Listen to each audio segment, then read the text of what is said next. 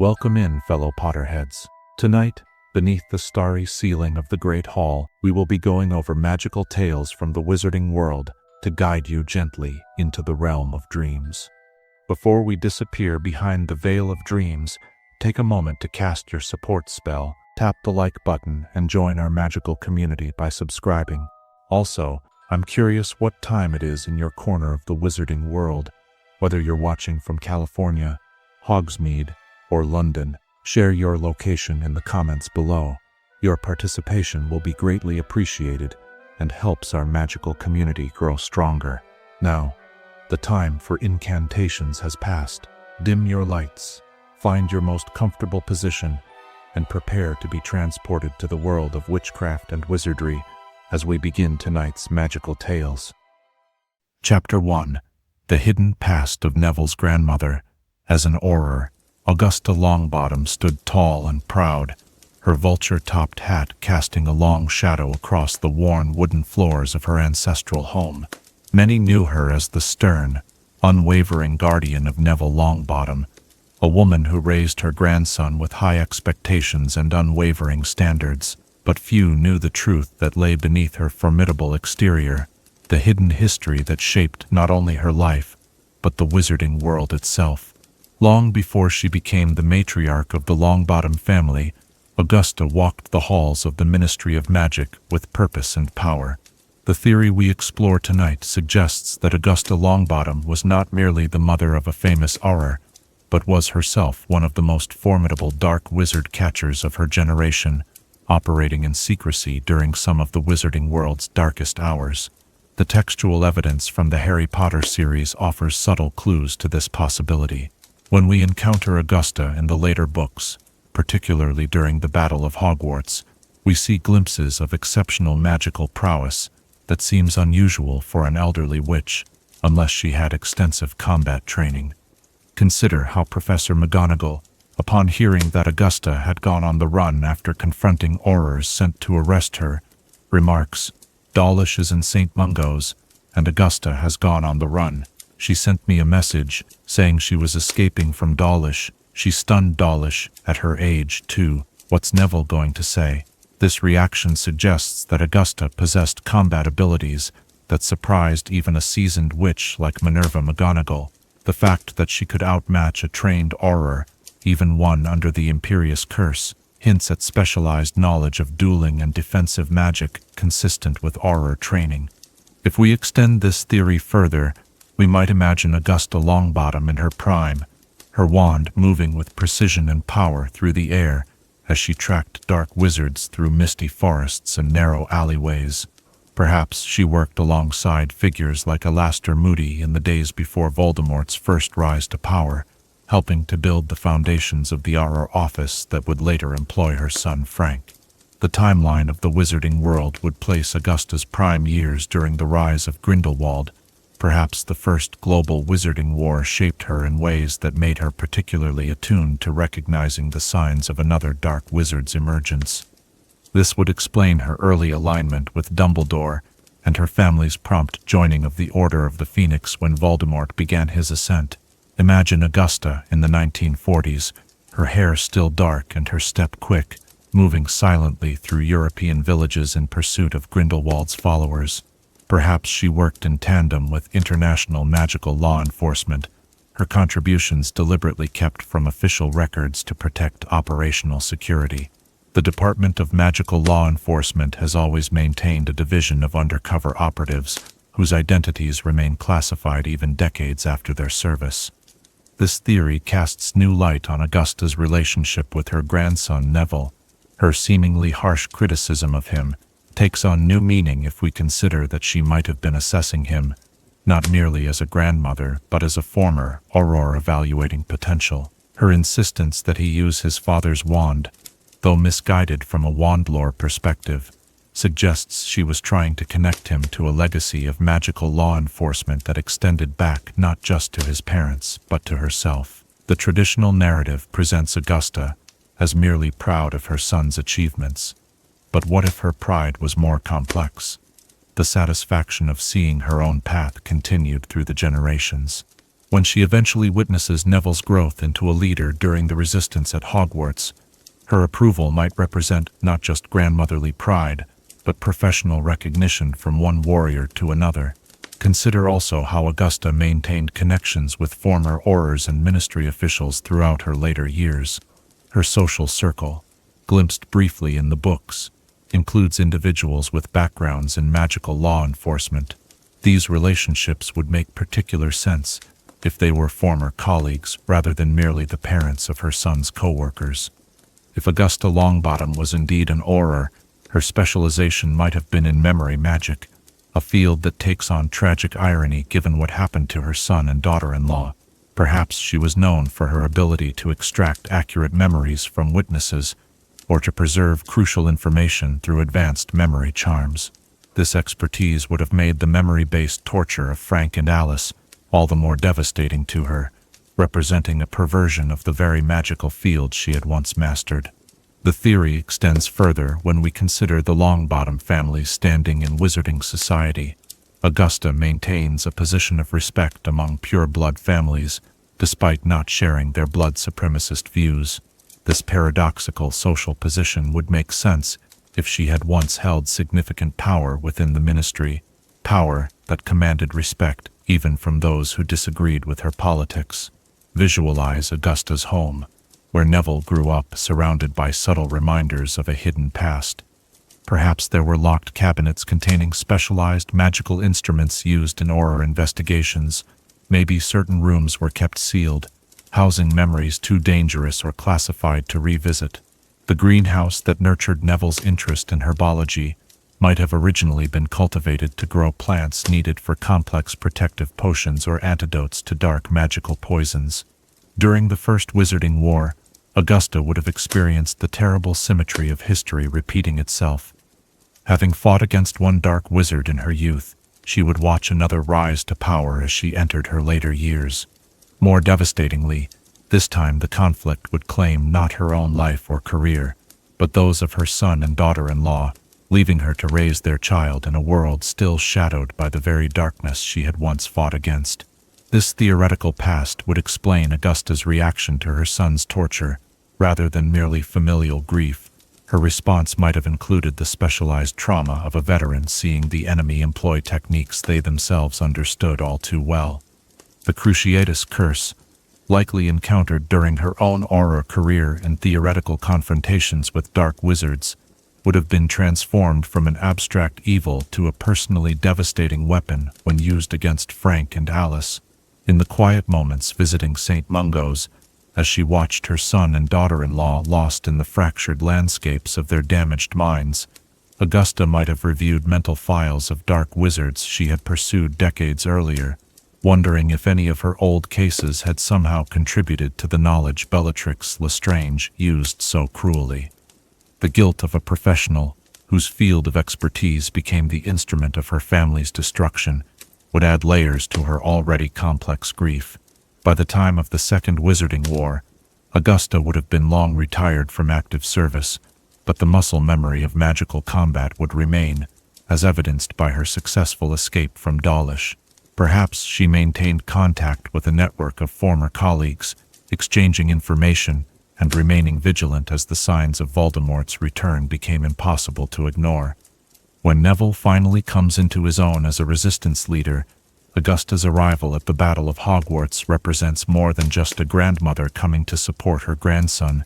In this theoretical framework, it marks the return of a veteran Auror to the field, bringing decades of experience and skill to the final confrontation with an evil she had spent a lifetime fighting in various forms.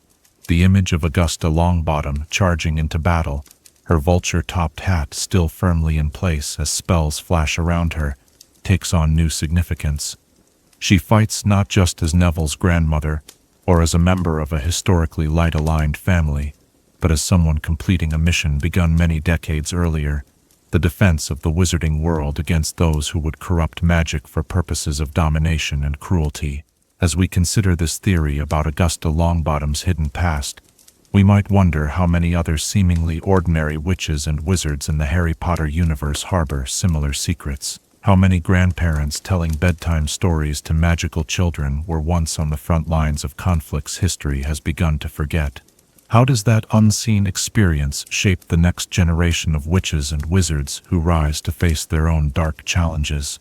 And perhaps most intriguingly, what other secrets might Augusta Longbottom still keep, locked away in her memories like treasures in a Gringotts vault, waiting for the right moment to be revealed? Chapter 2. Why Arthur Weasley's Muggle obsession was secret order research. The flickering light of a single candle illuminates the cluttered shed behind the burrow, casting long shadows across the workbench where Arthur Weasley sits, his hands moving with surprising precision over the dismantled parts of a Muggle telephone. His eyes shine with curiosity behind his glasses, but there is something more in that gaze, a methodical assessment that goes beyond mere fascination. Tonight we explore the intriguing theory that Arthur Weasley's well-known obsession with Muggle artifacts was far more than an eccentric hobby. It was, perhaps, a carefully orchestrated research operation for the Order of the Phoenix. Consider what we know of Arthur Weasley from the canonical texts. He works in the Misuse of Muggle Artifacts office at the Ministry of Magic, a position seemingly perfect for someone with his interests. Yet this placement takes on new significance when we consider that such a role would provide ideal cover for someone needing legitimate reasons to interact with Muggle technology and to investigate cases where the Muggle and magical worlds collide. The Order of the Phoenix, especially during Voldemort's first rise to power, would have recognized the strategic importance of understanding Muggle systems. After all, Voldemort and his Death Eaters frequently targeted Muggles and moved through the Muggle world to evade magical detection. Who better to gather intelligence on these movements than someone who could claim professional necessity for monitoring the intersection of these two worlds? Imagine Arthur in the early days of the First Wizarding War, perhaps approached discreetly by Dumbledore himself. Picture the headmaster visiting the burrow ostensibly for a social call, but lingering in Arthur's shed as he explains his proposal. We need someone who understands how they think. Arthur, Dumbledore might have said, his half-moon spectacles reflecting the light. Someone who can anticipate how Voldemort might use their systems against them, and against us. This theory casts Arthur's collection of plugs, batteries, and everyday Muggle items in a new light. What appears to be random curiosities might actually be a carefully curated archive of technology that could be weaponized or exploited by dark wizards. His particular interest in how Muggles function without magic might represent a strategic assessment of vulnerabilities that Voldemort could target. When we examine Arthur's behavior throughout the series, subtle patterns emerge. His knowledge of Muggle systems frequently proves useful in unexpected ways. He understands transportation networks, communication methods, and even Muggle money with a proficiency that seems deeper than casual interest would explain. These are precisely the systems that a dark wizard might attempt to compromise to cause mass confusion or to move undetected. The Flying Ford Anglia, often dismissed as merely a whimsical enchantment, takes on new significance in this theoretical framework.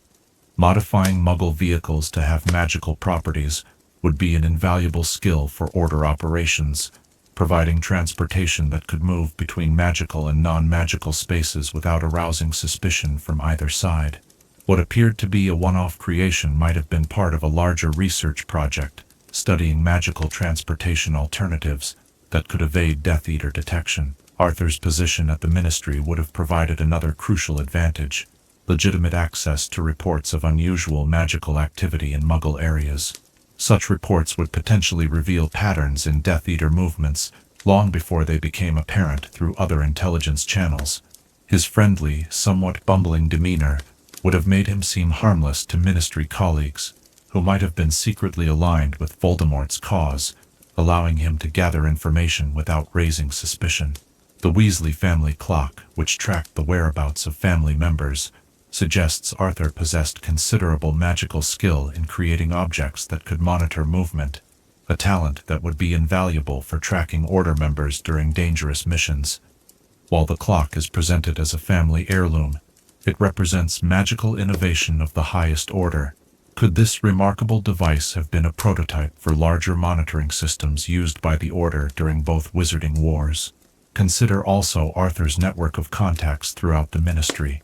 Despite his supposedly low-ranking position, he maintains relationships across departments and seems unusually well-informed about Ministry operations.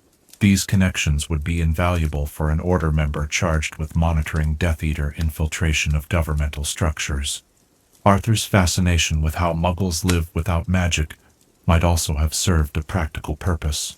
In scenarios where Order members needed to hide in the Muggle world, as many did during both Wizarding Wars, such knowledge would be essential for survival.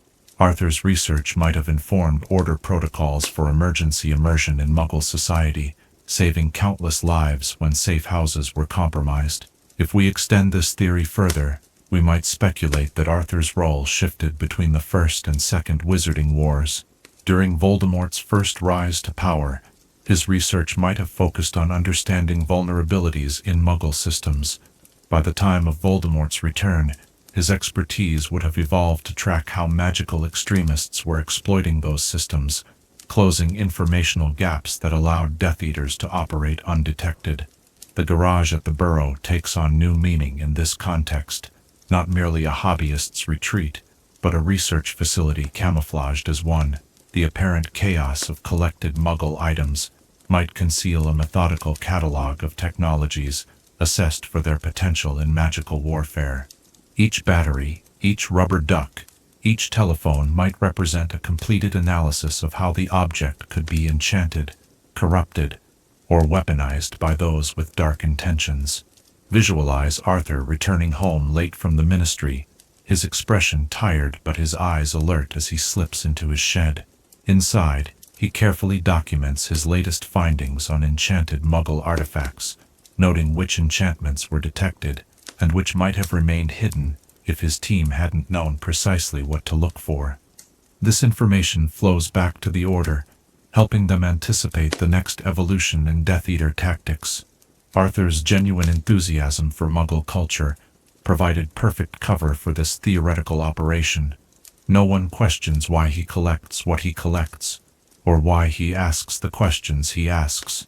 His reputation as an eccentric with harmless interests allows him to move through both worlds, gathering intelligence that more conspicuous Order members could never access. The theory also sheds new light on Molly Weasley's exasperation with her husband's hobby. Her apparent frustration with his cluttered shed and endless collection of Muggle artifacts might have masked a deeper concern. The danger inherent in his undercover work, and the stress of maintaining the family's public facade while participating in clandestine resistance activities. When Arthur asks Harry about the function of a rubber duck in the Chamber of Secrets, the question takes on potential strategic significance. Understanding how Muggles use everyday objects would help identify anomalies that might indicate magical tampering. A rubber duck enchanted to spy or to carry a curse would behave differently from its intended purpose. Information that would be vital for Arthur's misuse of Muggle Artifacts Office, and by extension for the Order's intelligence operations. During the height of the Second Wizarding War, Arthur's promotion to the Office for the Detection and Confiscation of Counterfeit Defensive Spells and Protective Objects aligns perfectly with this theory. This new role would allow him to track how the black market for magical protection had evolved in response to rising fear, information crucial for understanding the civilian magical population's vulnerabilities and the economic networks funding Voldemort's return. The attack on Arthur by Nagini, while he guarded the Department of Mysteries, suggests his involvement in Order operations went far beyond research.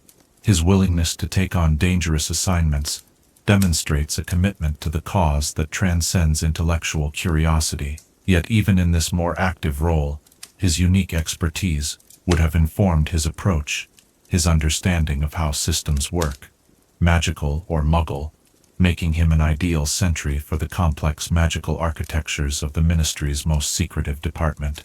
If we accept this theoretical framework, Arthur Weasley emerges as one of the Order's most valuable and least suspected operatives, a dedicated intelligence agent hidden behind a persona of harmless enthusiasm.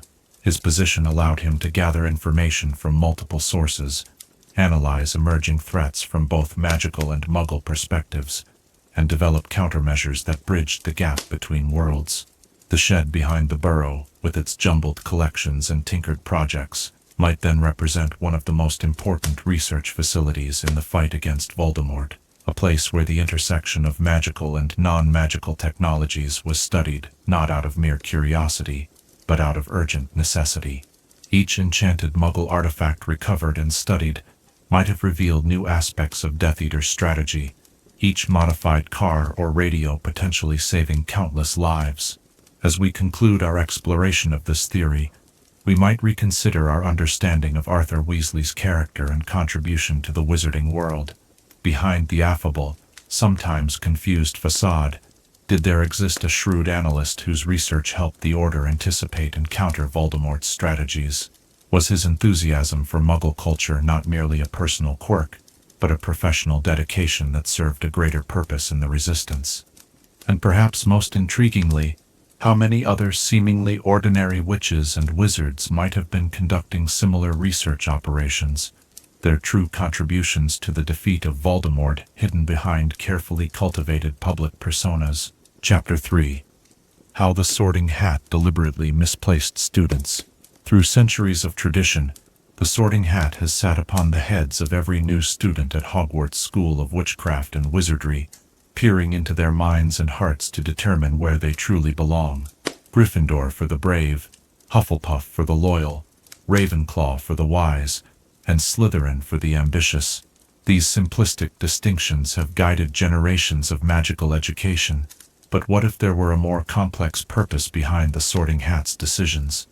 Tonight, we explore the fascinating theory that the Sorting Hat deliberately misplaced certain students, sending them not where they naturally belonged, but where they needed to be.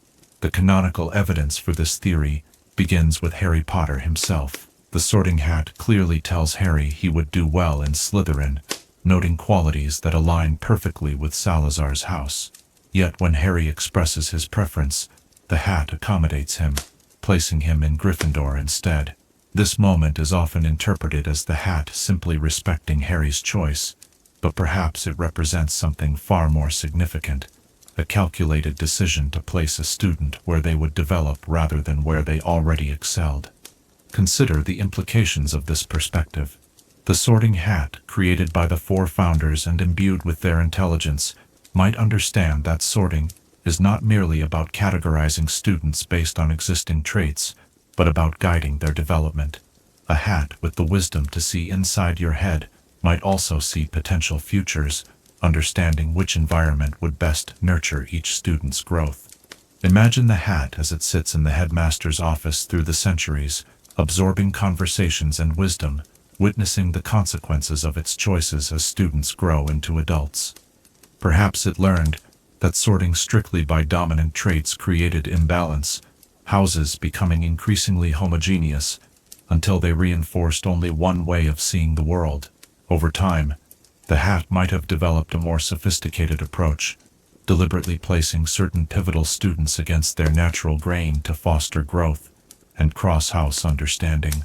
Neville Longbottom provides another compelling example for this theory. Upon first meeting Neville, we see little of the traditional Gryffindor bravery. He appears timid, forgetful, and deeply insecure.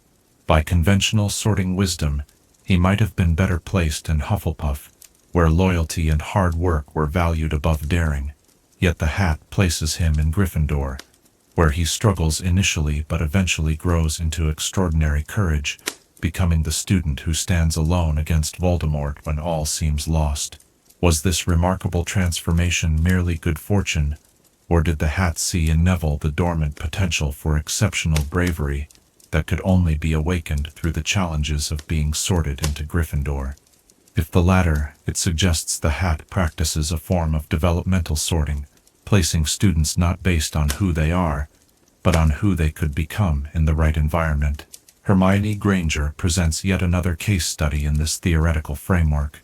Her academic brilliance and love of learning align perfectly with Ravenclaw's values, yet she finds herself in Gryffindor, The hat's decision places her in an environment where her intellectual gifts must be applied to real-world problems and interpersonal challenges, preventing her from remaining in the realm of abstract knowledge.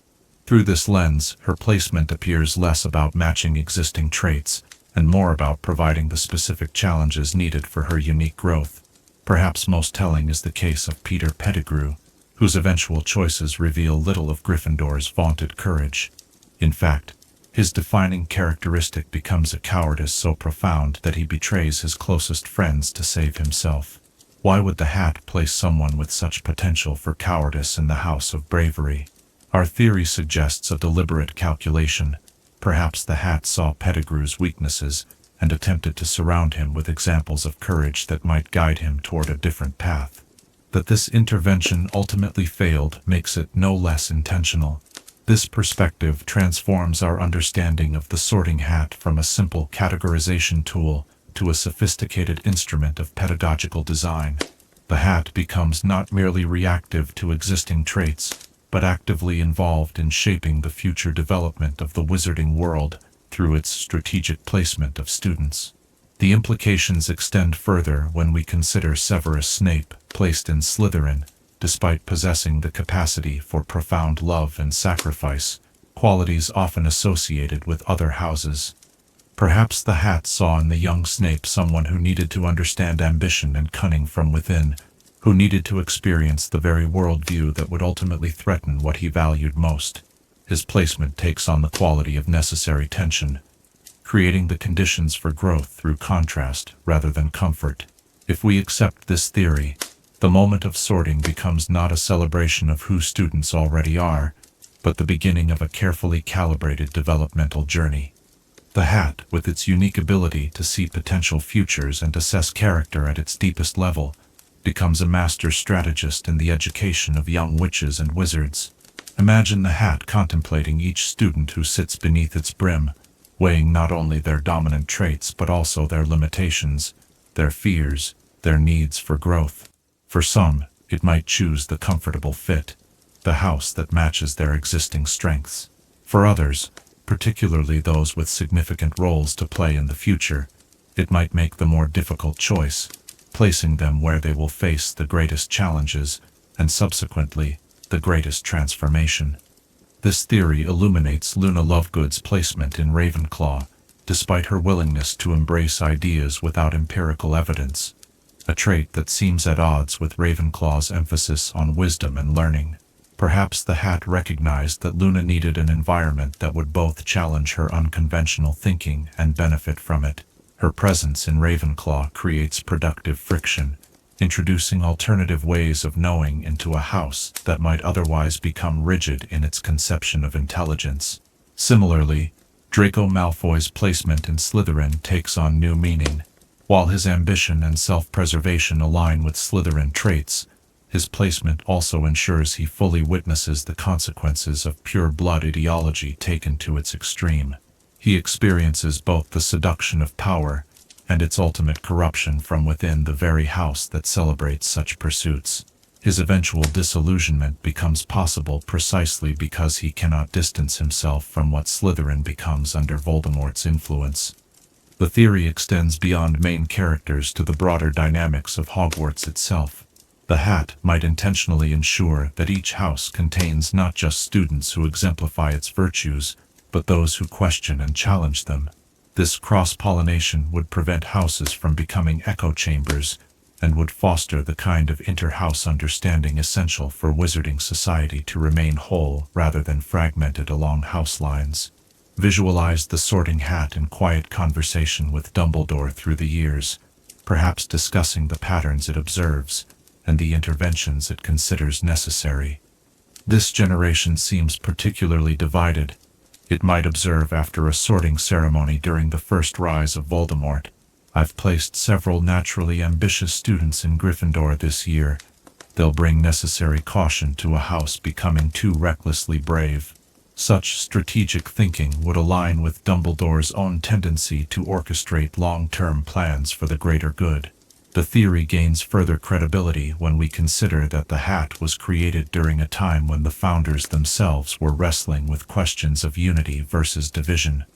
The hat's ability to see into minds would have given it unique insight into how rigid sorting contributed to the very divisions that threatened Hogwarts. Over time, it might have developed a more nuanced approach as a corrective to the Founders' increasingly factional thinking. Examine the moment in Order of the Phoenix when the hat sings of the dangers of division, warning the school about the threats of separating too strictly along house lines. This uncharacteristic departure from its usual sorting song suggests the hat possesses both awareness of larger social dynamics and concern for them, precisely the kind of consciousness that would motivate strategic misplacements for the greater good. If the hat does indeed deliberately misplace students, it raises profound questions about fate, development, and free will in the wizarding world. Each student's journey becomes not simply the result of their innate qualities being channeled in predetermined directions, but a complex interplay between who they already are and the environmental pressures intentionally selected to shape who they might become. This perspective also reframes moments of inter-house cooperation in the series. When students act against house stereotypes or form bonds across house lines, perhaps they are not defying the sorting system, but fulfilling its deeper purpose. The hat may intentionally create the conditions for such connections by ensuring that natural affinities exist across the artificial boundaries of houses.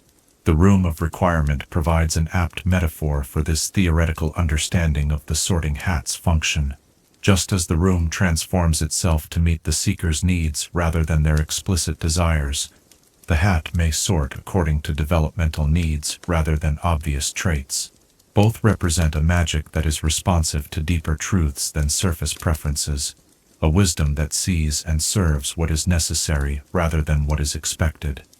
As we conclude our exploration of this theory, we might find ourselves reconsidering not just the sorting hat, but the nature of belonging itself. If the hat indeed places students where they need to be rather than where they obviously fit, what might this suggest about our own journeys through life? How often do our greatest developments arise not from environments that confirm who we already are, but from those that challenge us to become something more? And what hidden wisdom might exist in the moments when we find ourselves, like Harry beneath the brim of the ancient hat, placed exactly where we least expect but most need to be? Chapter 4. Why the Forbidden Forest Protects Hogwarts. The ancient trees stand sentinel at the edge of the Hogwarts grounds, their gnarled branches reaching toward the sky like watchful guardians. Generations of students have been warned away from the shadows beneath those trees, told tales of the dangers lurking within the Forbidden Forest. Stay out of the forest, the prefects caution first years during their introductory tour. Filled with dangerous creatures, they say, their voices dropping to whispers as eyes dart toward the dark tree line. But what if these warnings serve a dual purpose? What if the forest's forbidding reputation conceals a deeper truth, that the Forbidden Forest does not threaten Hogwarts, but protects it? This theory invites us to reconsider the forest, not as a liability that the school tolerates, but as an essential defensive barrier, deliberately cultivated and maintained by the founders and subsequent headmasters. The canonical texts offer subtle hints that support this perspective. Consider the strategic positioning of the forest, encircling much of the school grounds and creating a natural boundary far more adaptable than stone walls. In times of danger, the forest becomes nearly impenetrable to those who don't know its paths, a shifting maze of ancient trees and concealed trails. Imagine Helga Hufflepuff walking the newly established boundaries of Hogwarts with Rowena Ravenclaw, discussing the merits of encouraging the forest's growth. "The trees will guard our students," Hufflepuff might have said, her keen understanding of magical plants, already anticipating how certain species could be introduced to create a living defense system. Ravenclaw, with her strategic mind, would have recognized the advantages of a boundary that could think, adapt, and respond to threats in ways that static protections never could. The evidence for this theory grows stronger when we examine the remarkable array of creatures that make their home within the forest. Centaurs, unicorns, the Strolls, and countless other magical beings form a complex ecosystem that seems unusually concentrated in this one location. rather than a random collection of dangerous creatures that happen to live near a school. What if these populations represent a carefully balanced defensive system? The Centaurs, with their exceptional divination abilities, would serve as an early warning system, their stargazing providing advance notice of approaching threats. Consider Hagrid's remarkable relationship with the forest and its inhabitants. The gamekeeper role at Hogwarts involves far more interaction with the forest than would be necessary if it were merely a dangerous area to be avoided. Hagrid doesn't simply venture into the forest occasionally.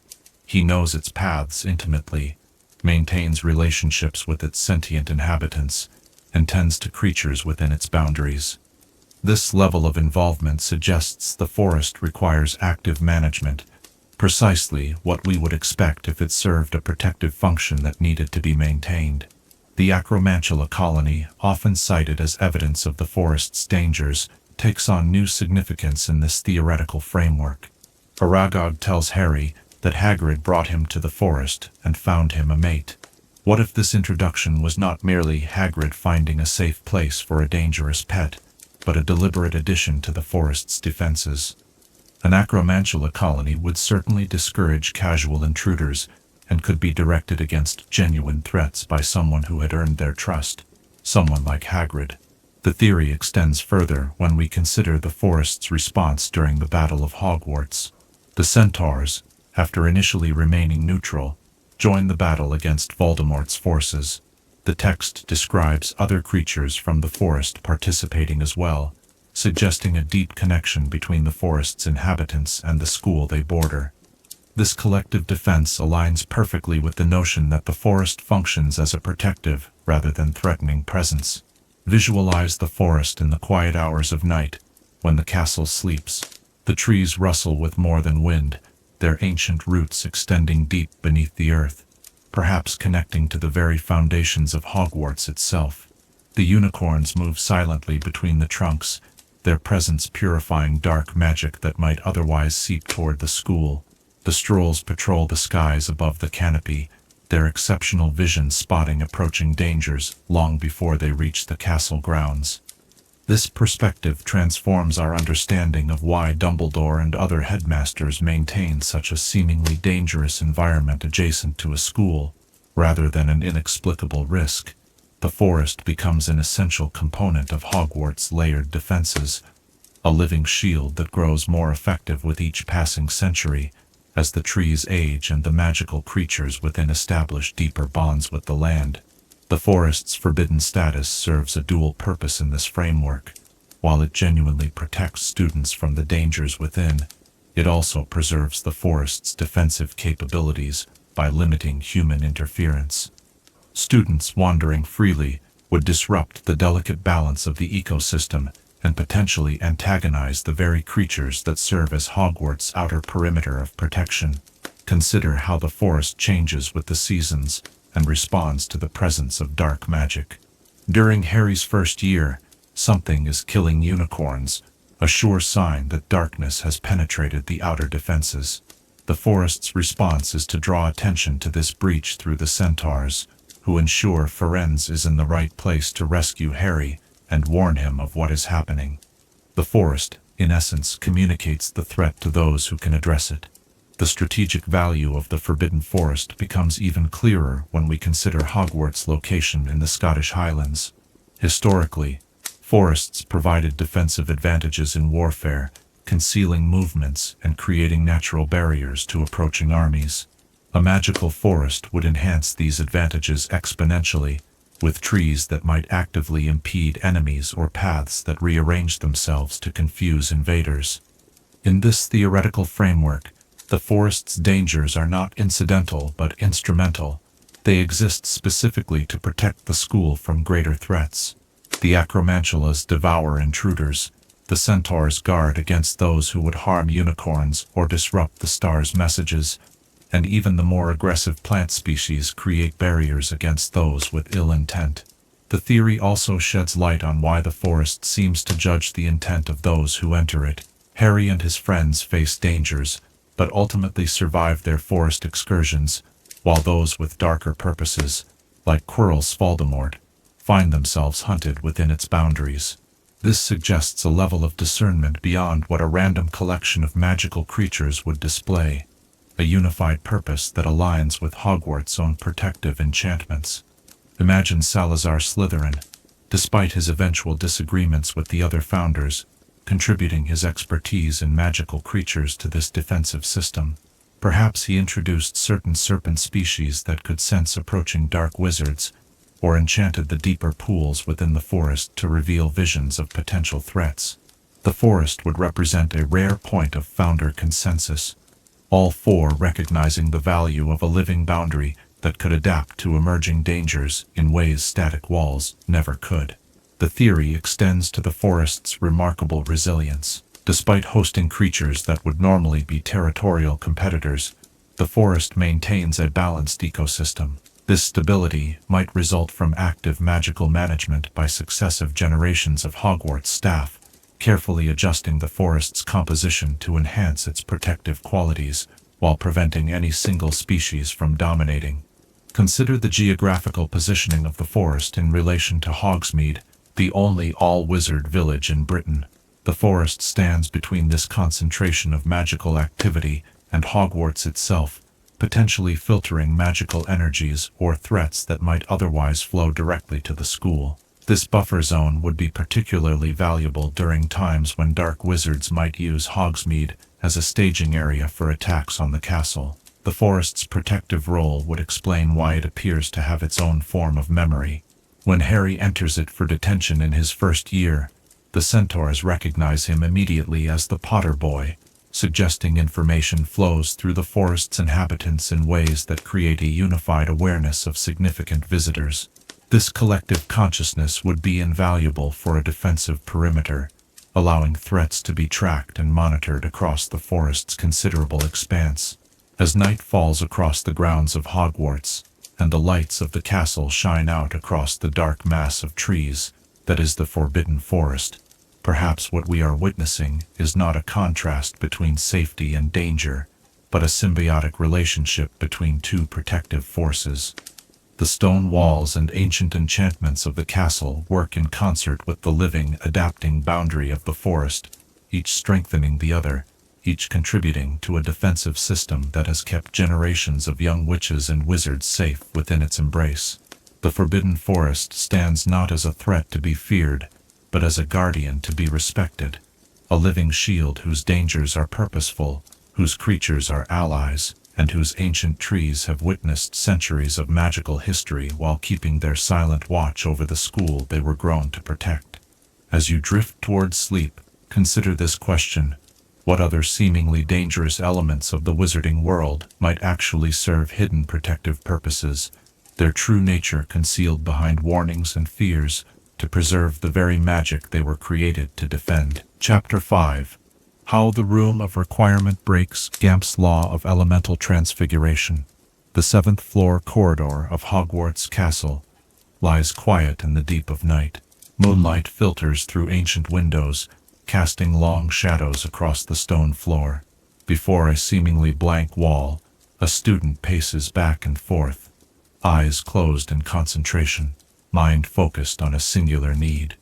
On the third pass, a door materializes, ornate and heavy, appearing from nowhere, as if it had always existed. This is the entrance to one of Hogwarts' most mysterious and powerful magical spaces, the Room of Requirement.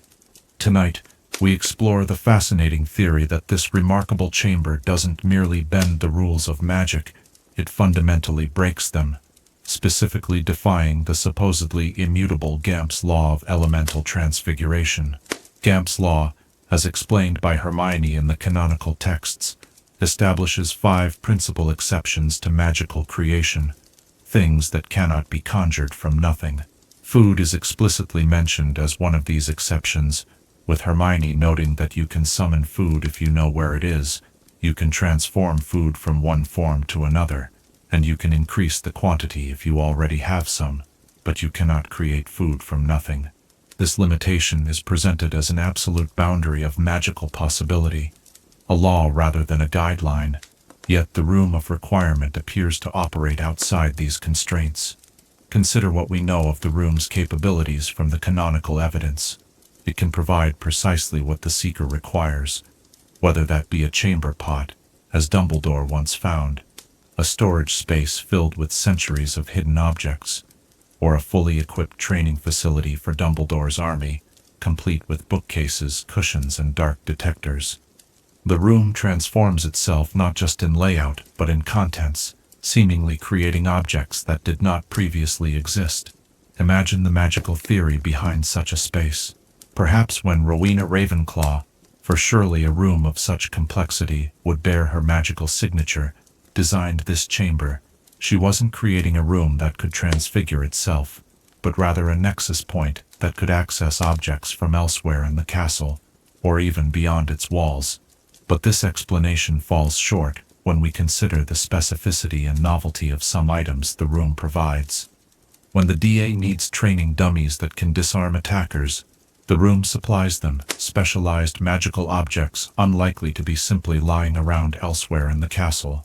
When Neville Longbottom needs a place to hide during the Carrow's reign of terror, the room provides not just shelter but hammocks that gradually improve in comfort, food that appears through a passage to the Hog's Head, and decorations in Gryffindor colors. These specifics suggest creation rather than summoning. The food example is particularly telling. If Gamp's law prevents the magical creation of food, how does the Room of Requirement manage to supply it? One might argue that the passage to the Hog's Head explains this. The food isn't created, but transported. Yet, this raises the question of how the room created the passage itself, linking to a specific distant location in response to need. This suggests that the room's magic operates at a level beyond conventional transfiguration, perhaps accessing a deeper layer of magical reality where Gamp's law does not apply. Visualize the room's magic as operating not through the standard channels of spellcasting, but through a more fundamental engagement with the raw substance of magic itself. Perhaps the room doesn't so much break Gamp's law as bypass it entirely, working not with the end products of transfiguration, but with the pre-material magical energy that exists before such laws become relevant. This theory gains credibility when we consider the room's apparent sentience. It doesn't merely provide what is explicitly requested but interprets the seeker's needs, sometimes offering solutions they hadn't consciously formulated. When Harry seeks a place to hide the Half-Blood Prince's potions book, the room becomes a vast storage chamber, filled with thousands of hidden objects accumulated over centuries. This responsiveness suggests a magical intelligence that understands intent and can reshape reality accordingly, a capability far beyond conventional transfiguration. Consider the theoretical implications of such magic. Gamp's law may function not as an absolute limit of what magic can do, but as a limit of what wizards can do with magic through their current understanding and methods.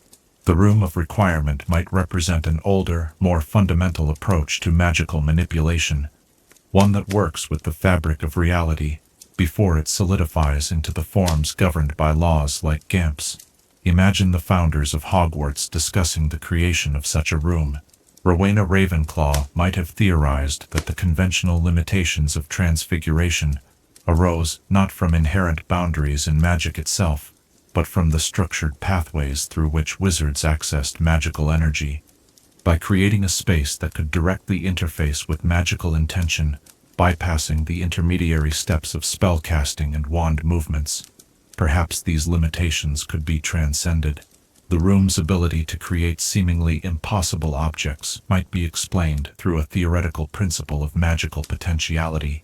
Perhaps all things that could exist already exist in a state of magical potential, and the room simply draws them from potential into actuality. This would not technically violate Gamp's law because it wouldn't be creation from nothing. Rather, it would be manifestation from possibility.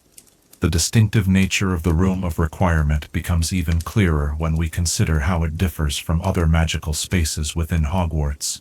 The Great Hall's enchanted ceiling creates a compelling illusion of the sky above, but it doesn't actually open to the heavens. The moving staircases rearrange existing architecture rather than creating new passages, but the Room of Requirement appears to genuinely create space and substance that did not previously exist, expanding beyond the apparent physical constraints of the castle itself. When thousands of students from 3 magical schools attended the Yule Ball, the Great Hall accommodated them by seeming larger, a perceptual trick or perhaps a modest expansion charm. But when Neville needed a headquarters for dozens of students hiding from the Carrows, the Room of Requirement didn't merely seem larger. It created an entirely new space with specific features tailored to their needs. A space that continued to grow and adapt as more students arrived. This adaptability suggests a magic that works with potential rather than actual reality. Perhaps the room exists in multiple states simultaneously, until a seeker's need collapses these possibilities into a specific manifestation, similar to certain theoretical models of quantum physics. This would explain how the same physical location can become totally different environments depending on what is required. Consider also how the room interacts with time. When Harry enters the Room of Hidden Things, he finds objects spanning centuries of Hogwarts history, everything from broken furniture of recent vintage to ornate jewelry boxes that might date back to the Founder's era. The room appears to preserve not just objects but moments in time, holding them in a space outside the normal flow of temporal experience. This temporal anomaly hints at another way the room might circumvent Gamp's law. Perhaps it doesn't create objects from nothing in the present moment, but draws them from different points in time when they did exist. The food that appears for Neville and the DA might come not from nowhere but from some time, meals prepared in Hogwarts kitchens at various points in history, preserved in a state of suspended temporality until needed. The theory extends further when we consider Fiendfire's effect on the room during the Battle of Hogwarts. This cursed flame, capable of destroying Horcruxes, ravages the Room of Hidden Things, apparently destroying both its contents and its magical functionality. If the room operated merely by summoning existing objects from elsewhere in the castle, such damage should not have affected its fundamental magic. Yet it did. This suggests the room's contents had an ontological reality tied to the room itself, consistent with the idea that it was genuinely creating rather than summoning. Imagine the room's magic as a localized exception to normal magical constraints, a deliberate weakening of the boundaries between possibility and actuality. The Founders might have created such an exception by establishing a connection to a deeper source of magical energy than is typically accessible through conventional spellcasting. Perhaps this connection explains both the room's powers and its dangers, why it could create needs-based environments, yet also become a repository for dangerous objects, and a vulnerable point during the final battle. The Room of Requirement might represent not just an extraordinary magical achievement, but a fundamentally different approach to magic itself. One that works not with the structured, law-bound reality that wizards typically manipulate, but with the raw potential from which that reality emerges. In this theoretical framework, Gamp's law would apply to conventional transfiguration, but not to the more fundamental magic that shapes reality before such laws become relevant. As the moonlight shifts across the 7th floor corridor, and the hidden door of the Room of Requirement fades back into solid wall, we're left with a tantalizing glimpse of magic's deeper possibilities. Perhaps the true significance of this mysterious chamber is not what it can provide, but what it reveals about the nature of magic itself. A reminder that what appears impossible according to current understanding may simply await a different approach, a different perspective, a different way of engaging with the fundamental energies that shape the wizarding world. As your consciousness drifts toward the borders of sleep, consider this question: if the Room of Requirement can indeed break, or bypass Gamp's law of elemental transfiguration, what other supposedly immutable magical laws might be not absolute boundaries, but merely current limitations of magical understanding?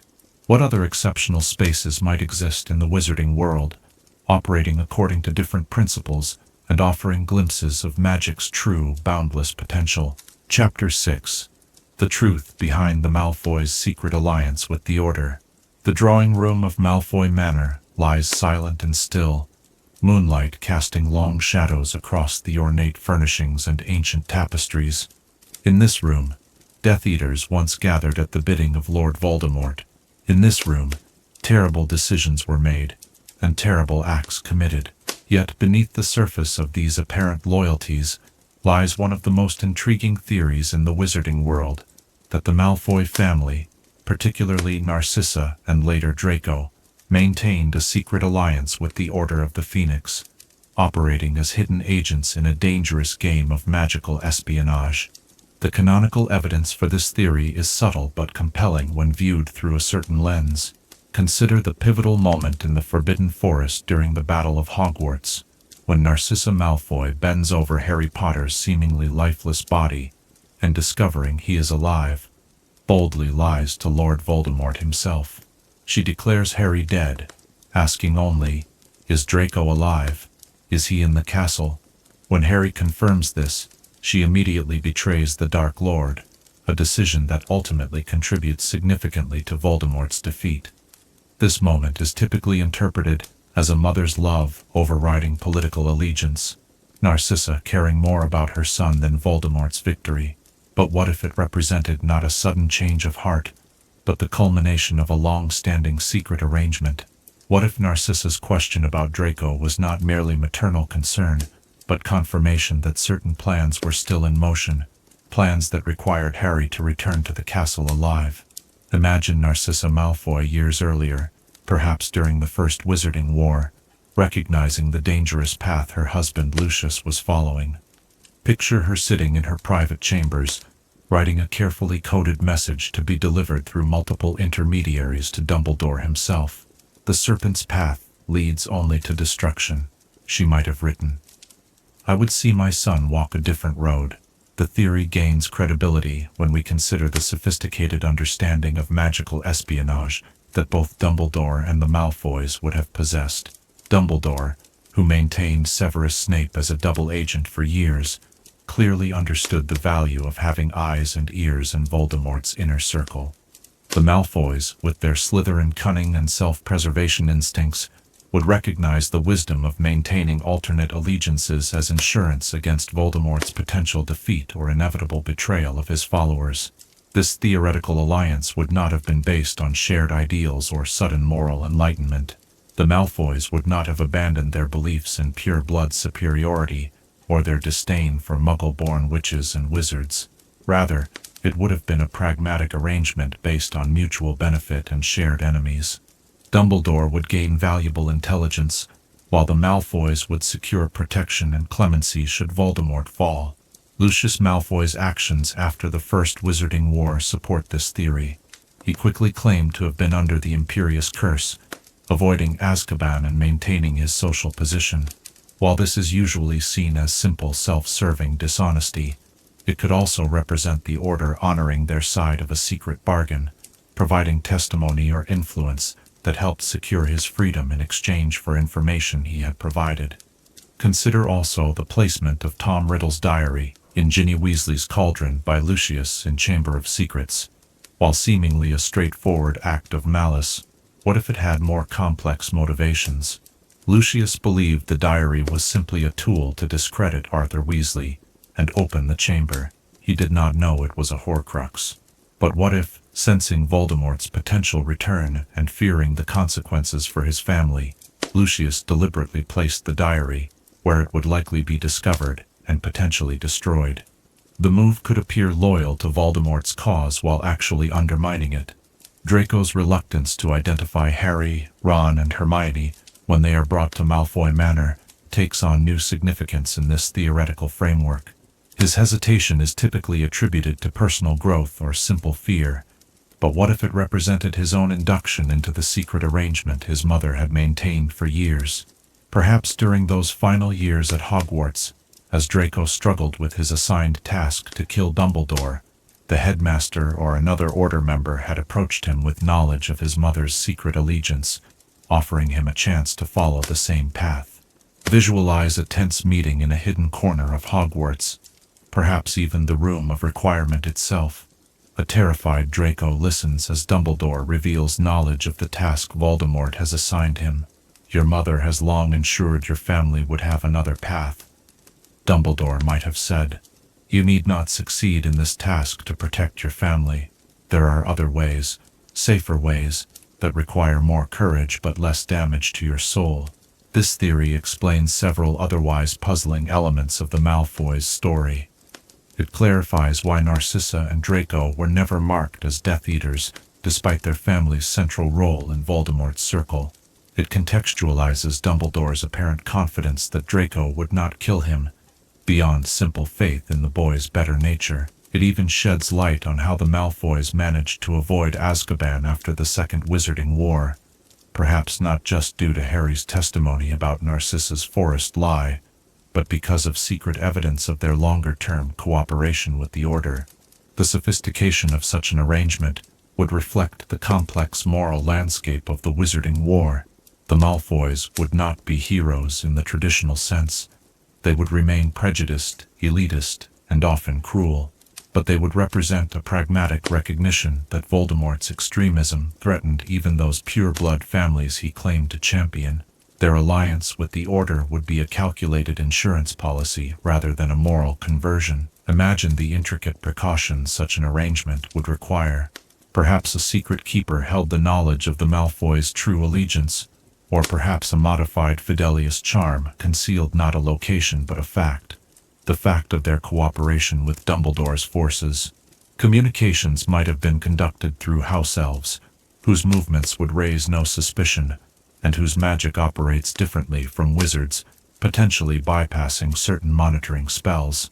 Narcissa's skills in occlumency would have been essential to such an arrangement. Living daily in proximity to Voldemort, who could penetrate minds with ease, she would need formidable mental defenses to conceal her secret communications. This explains her apparent composure, even in the most stressful situations.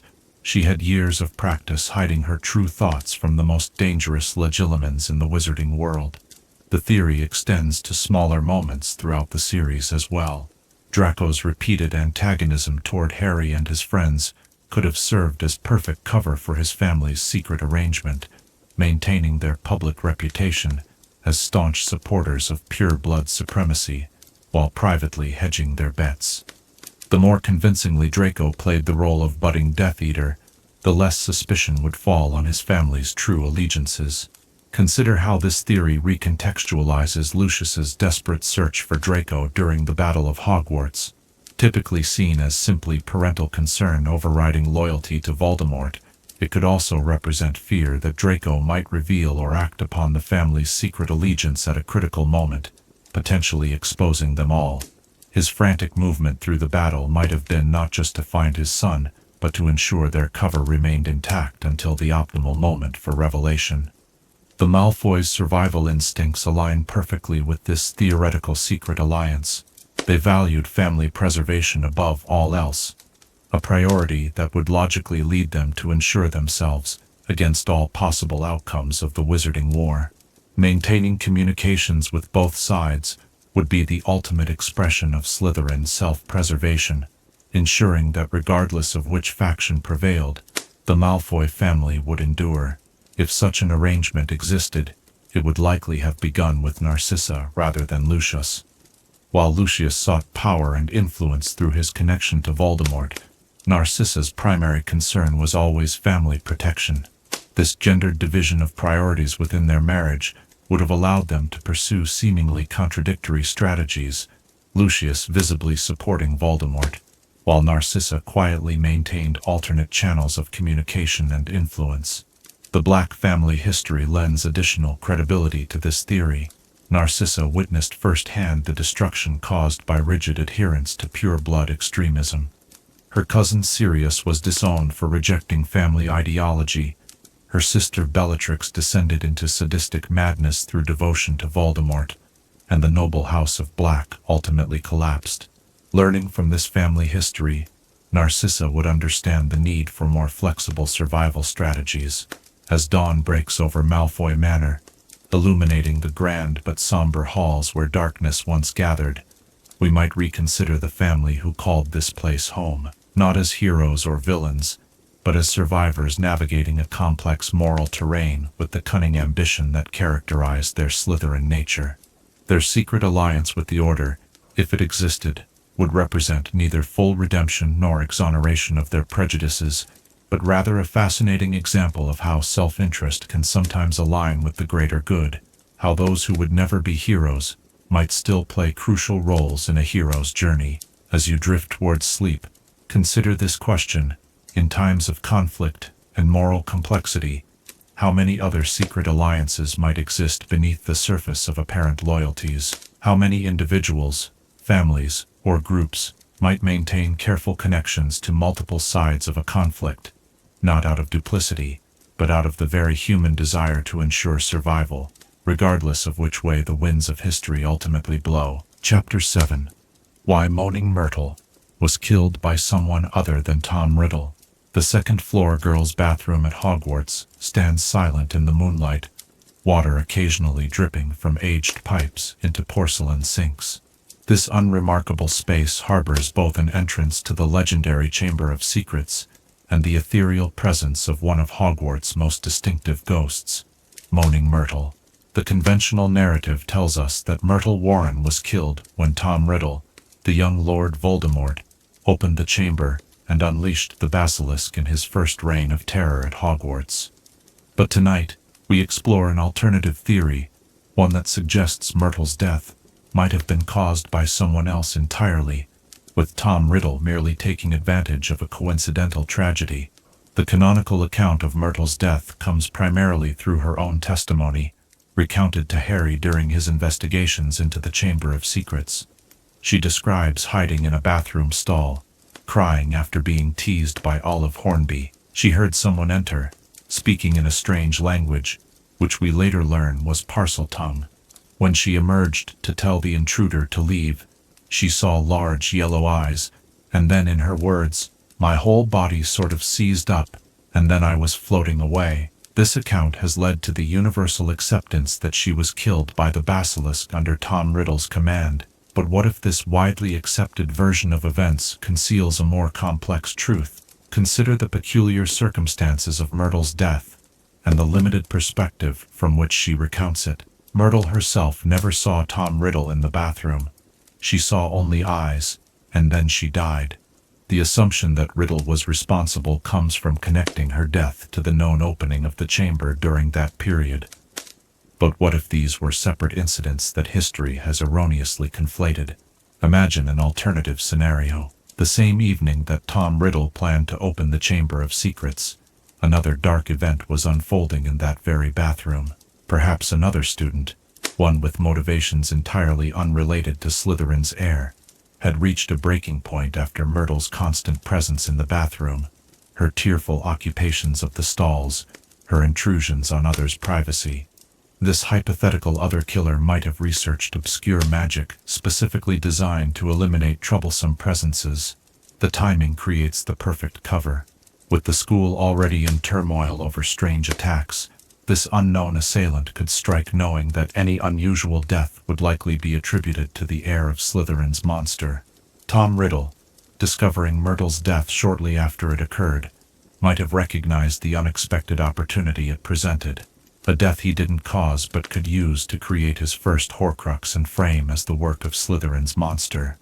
This theory gains credibility when we consider certain inconsistencies in the established narrative. The basilisk was a massive serpent that traveled through Hogwarts' plumbing system. Would such a creature emerge from a tap simply to kill one student and then retreat, without causing any physical damage to the bathroom fixtures? The canonical description of basilisk victims notes that they were petrified when seeing the creature indirectly through reflections or lenses, yet Myrtle died instantly. If she looked directly into its eyes, this makes sense. But how did a massive serpent position itself so that its eyes were the first and only thing she saw upon opening the stall door? Visualize the bathroom as it might have been that fateful day. Myrtle, sobbing in her stall after another humiliating encounter with Olive Hornby, but instead of Tom Riddle entering and speaking Parcel tongue, imagine another student, perhaps even Olive herself, entering with a specific purpose. This student might have cast a rare and dangerous spell designed to forever bind a spirit to its place of death, not realizing or caring that such magic would first require killing its target. The large yellow eyes Myrtle described seeing might not have belonged to the basilisk at all, but could have been a manifestation of this dark spell, a magical signature appearing to its victim in the moments before death. The strange language she heard might not have been Parcel tongue, but the incantation for this obscure curse, its unfamiliar syllables merging in her memory with rumors of strange voices that had been heard throughout the castle during the attacks. Consider Olive Hornby's subsequent haunting by Myrtle's ghost. The canonical explanation suggests this was simply Myrtle's revenge for being teased. But what if it represented something deeper? The magical connection between victim and killer. Many magical traditions suggest that those killed by dark magic form supernatural bonds with their murderers. Myrtle's decades-long haunting of Olive might have been driven not merely by petty vengeance, but by the magical compulsion of the very curse that killed her. The theory extends further when we consider Tom Riddle's actions following Myrtle's death. He successfully framed Hagrid and his pet Aragog for the attacks, but notably, there were no more deaths, only petrifications. If Riddle had been willing to kill once with the basilisk, why not continue? Perhaps because he never intended to kill with the monster at all. Its purpose was to instill fear and establish his connection to Slytherin's legacy. Myrtle's convenient death by other means provided him with an unexpected opportunity to create a Horcrux, while adding deadly weight to the threat posed by his monster. This alternative explanation transforms our understanding of one of the pivotal events in Hogwarts history. Rather than a simple case of being in the wrong place at the wrong time when the heir of Slytherin's monster was set loose, Myrtle's death becomes a separate tragedy that Riddle opportunistically incorporated into his plans. It suggests a darker reality to Hogwarts life, that alongside the grand schemes of future Dark Lords, smaller but equally deadly conflicts played out in the school's halls. The magical complexity of ghost creation in the wizarding world lends further credibility to this theory. According to Nearly Headless Nick, becoming a ghost is a choice made by witches and wizards who fear moving on to whatever comes after death. But Myrtle, by her own account, had no such opportunity for choice. One moment she was alive, the next she was floating away. This unusual transition suggests a magical intervention in the normal process of death and spirit passing, consistent with the hypothesis that she was killed by a specific curse designed to bind her spirit, rather than by the basilisk's lethal gaze. Imagine Tom Riddle's calculating mind as he discovers Myrtle's fresh corpse in the bathroom. Having already opened the chamber and begun his campaign of terror, he immediately recognizes the strategic value of this unexpected development. Perhaps he had already identified the diary as a potential Horcrux vessel and had been seeking an appropriate death to fracture his soul. Myrtle's murder, committed by someone else but perfectly attributable to his monster, solves multiple problems at once. The Ministry's investigation following Myrtle's death provides another clue supporting this theory. They examined her body and determined she had no visible cause of death, a finding consistent with both the killing curse and a basilisk's gaze, but also with numerous other obscure dark spells. Without witnesses and with the school already gripped by fear of Slytherin's monster, the simplest explanation prevailed. The true cause, a targeted curse cast by another student, remained unexplored. This theory also explains why Myrtle's haunting has such unusual characteristics compared to other Hogwarts ghosts. She remains fixated on her death in ways that others do not, suggesting a magical binding rather than a natural choice to remain. Her attachment to the specific bathroom where she died, rarely venturing beyond it until forced by circumstances, aligns with the effects of a location-binding curse, rather than the free-roaming nature exhibited by most Hogwarts ghosts. Consider the potential identity of this hypothetical true killer. Olive Hornby is the obvious candidate given their antagonistic relationship, but other possibilities exist. Perhaps another student who frequently used that bathroom had grown weary of finding it occupied by a crying Myrtle. Maybe a prefect or older student, frustrated by repeated complaints about Myrtle's behavior, took drastic measures to solve what they saw as a persistent problem. The timing with the chamber opening would have provided perfect cover for anyone with sufficient magical knowledge and a desperate desire to be rid of Moaning Myrtle. If this theory is correct, it recontextualizes several aspects of the Chamber of Secrets narrative. The basilisk, while still a deadly weapon, might never have been intended by Riddle to kill, merely to petrify and terrorize, establishing his heir status without creating the level of crisis that might close the school entirely.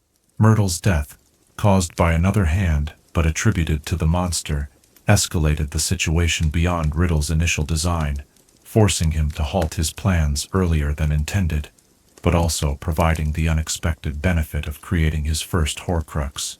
The bathroom's subsequent transformation into Moaning Myrtle's haunting ground takes on new significance as well. What if the very magic that killed her specifically bound her to that location? This would explain why, of all the deaths that have occurred at Hogwarts over the centuries, Myrtle's resulted in such a location-specific haunting. Other ghosts roam the castle freely, but Myrtle remains tethered to the scene of her murder, perhaps by the very nature of the curse that took her life. As the moonlight shifts across the tiled floor of the abandoned bathroom, and the spectral form of Moaning Myrtle drifts between stalls and sinks, we might reconsider the tragedy that created this eternal haunting. Not necessarily the first strike in Tom Riddle's campaign of terror, but perhaps a separate act of cruelty that he merely co-opted for his purposes. The truth may lie buried beneath decades of assumption and simplification, the complexity of actual events reduced to a neater narrative that attributes all evil at Hogwarts during that period to the emerging Lord Voldemort. As you drift towards sleep, consider this question: how many other seemingly straightforward events in the wizarding world might conceal more complex truths? When multiple dark acts coincide, how easily might history conflate them, attributing smaller cruelties to larger villains and overlooking the capacity for everyday malice that exists alongside grand schemes of dark wizards. Chapter 8. How Dumbledore Manipulated the Potter's Choice of Secret Keeper. Godric's Hollow on an autumn evening, leaves drifting down from ancient trees, shadows lengthening across cobblestone streets. A cottage stands warm and inviting, protected by magic so powerful that it exists in a fold of reality, accessible only to those entrusted with its secret. Inside, a young family believes themselves safe from the dark forces that hunt them, trusting in the protection of ancient magic and loyal friendship. But what if this scene of security was orchestrated not merely by the Potters themselves, but by a more subtle hand? Tonight, we explore the intriguing theory that Albus Dumbledore deliberately influenced, perhaps even manipulated, the Potter's fateful choice of secret keeper. The canonical account tells us that James and Lily Potter, knowing they were targeted by Lord Voldemort due to a prophecy concerning their infant son, employed the Fidelius charm to conceal their location. Initially, they planned to use Sirius Black as their secret keeper, but at the last moment, they switched to Peter Pettigrew, believing him less obvious and therefore safer. This decision ultimately led to their betrayal, as Pettigrew was secretly loyal to Voldemort. Dumbledore, in this telling, is peripheral to the decision, aware of their protection, but not directly involved in their choice. But what if we reconsider the evidence with a more suspicious eye toward the headmaster's role? What if Dumbledore, with his propensity for long-term planning and his belief in the greater good, saw necessary purpose in the Potter's sacrifice? This theory suggests that Dumbledore, knowing the prophecy in full, and perhaps understanding more about Horcruxes than he initially revealed, deliberately steered events toward an outcome that would mark Harry as Voldemort's equal, and begin the chain of events that could lead to the Dark Lord's ultimate defeat. Imagine Dumbledore in his office, surrounded by silver instruments, contemplating the chess game unfolding before him. He knows that Voldemort must be defeated, not merely delayed. The prophecy speaks of a child with the power to vanquish the Dark Lord, but prophecies are potentialities, not certainties. They require specific conditions to be fulfilled. Perhaps Dumbledore realized that the child's power would only awaken through a direct confrontation with Voldemort, one that would require the Potter's protective charm to be broken from within. The textual evidence offers subtle support for this theory. Consider that Dumbledore was the one who interviewed Sybil Trelawney when she made the prophecy. He alone heard it in its entirety before sharing a portion with Snape, who then reported to Voldemort. Dumbledore controlled the flow of this critical information from the beginning, deciding who knew what and when. He hired Trelawney immediately afterward, ostensibly to protect her, but perhaps also to keep the source of prophecies close at hand and under his influence. When the threat to the Potters became clear, it was Dumbledore who suggested the Fidelius charm. In Prisoner of Azkaban, we learn that Dumbledore offered to be the Potters' secret keeper himself, an offer they declined. On the surface, this seems like Dumbledore attempting to provide maximum protection. But what if his offer was made with the calculated expectation it would be refused? The Potters, valuing their close friendships, would naturally prefer someone from their intimate circle over their former headmaster, however powerful and trustworthy he might be. Once the Potters declined his offer, Dumbledore could subtly influence their subsequent choices while appearing to respect their autonomy. We know from multiple accounts that he was aware of the close friendship between James, Sirius, Remus, and Peter. He would have been familiar with their dynamics, their strengths, and their weaknesses. He might have anticipated, perhaps even encouraged through casual conversation, the clever switch from obvious candidate Sirius to overlooked Peter. But why would Dumbledore want the Potters' protection to fail? This is where the theory requires us to consider Dumbledore's understanding of Voldemort's path to immortality. By the time the Potters went into hiding, Voldemort had already created multiple Horcruxes. Dumbledore, with his extensive knowledge of dark magic, might have suspected this reality even then. He would understand that Voldemort could not truly be defeated until all Horcruxes were destroyed.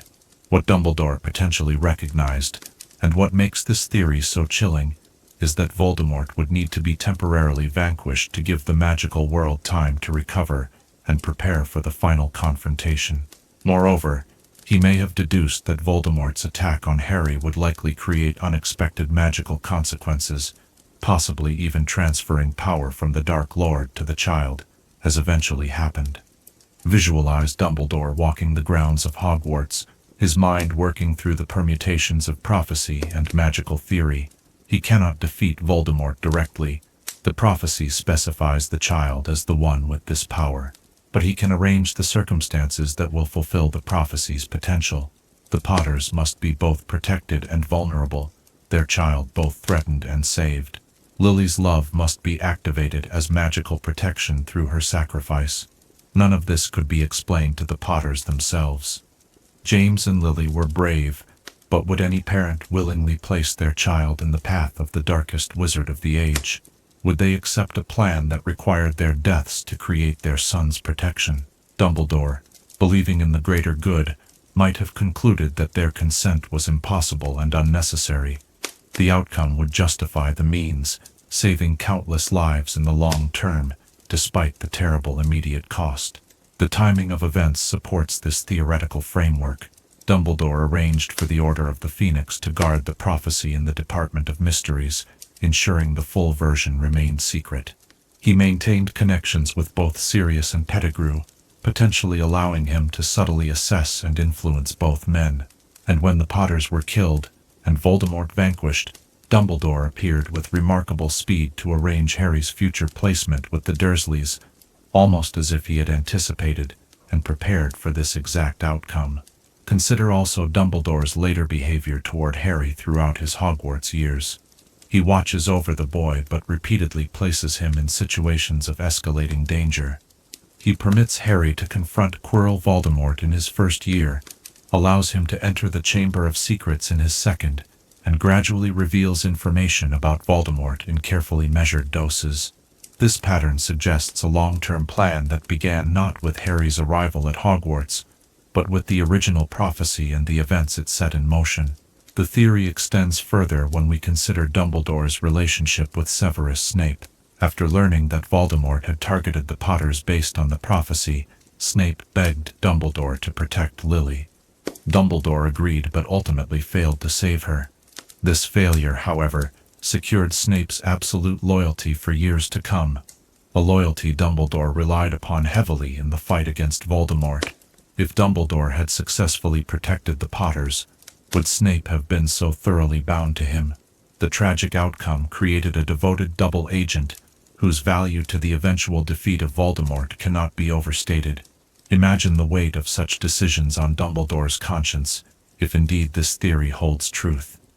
To knowingly arrange circumstances that would likely lead to the deaths of two talented young Order members and the orphaning of their child. To calculate the value of their lives against the potential salvation of the wizarding world. This perspective casts Dumbledore not as the grandfatherly mentor of the early books, but as the complex, morally ambiguous strategist who emerges more clearly in the later volumes, a man willing to make terrible choices and bear their guilt when necessary. The theory also sheds new light on Dumbledore's later reluctance to tell Harry the full truth about his connection to Voldemort. If Dumbledore had indeed manipulated events leading to the Potters' deaths, his guilt would make complete honesty with their son nearly impossible. His half-truths and delayed revelations might stem not just from tactical considerations, but from the burden of his own culpability in Harry's orphaned state. When Dumbledore eventually tells Harry, "It is our choices that show what we truly are, far more than our abilities," the statement takes on a doubly significant meaning. Is he reflecting not just on Harry's choices but on his own, choices made decades earlier, that set in motion the entire saga? Is he trying to justify to himself the manipulation of the Potter's choice of Secret Keeper by emphasizing the moral importance of the greater purpose it served? The cottage in Godric's Hollow still stands, partially destroyed and preserved as a monument. Visitors leave messages of hope and gratitude to the family who sacrificed everything in the fight against darkness. But if this theory holds truth, it is also a monument to Dumbledore's most morally questionable strategy, his willingness to arrange the sacrifice of the few to eventually save the many. The protection that failed was perhaps designed to fail in just the right way, creating both a temporary defeat for Voldemort and the specially marked child who would eventually bring about his permanent destruction. As the night deepens and your thoughts drift towards sleep, consider this question. If Dumbledore did indeed manipulate the Potter's choice of Secret Keeper, orchestrating events that led to their deaths, but ultimately to Voldemort's defeat, does this revelation diminish his heroism or deepen the complexity of his character? What moral calculus could justify such actions? And how does it change our understanding of the mentor who guided Harry through his most challenging years? Chapter 9. Why the Deathly Hallows are actually dark artifacts. The tale of the three brothers is told throughout the wizarding world as a children's bedtime story, a whimsical fable about three siblings who temporarily outwitted death only to fall victim to their own flaws.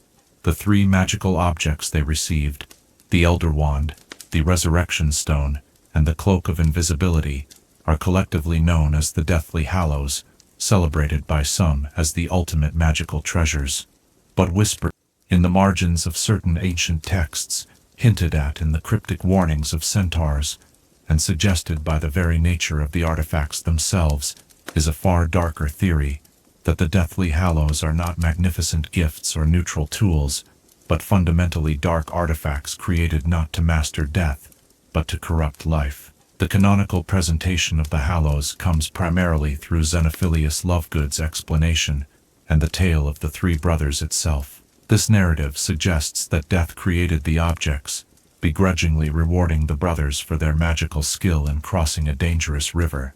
Yet, this explanation carries the simplistic moral framework typical of children's stories, with death embodied as a sentient entity capable of crafting magical objects.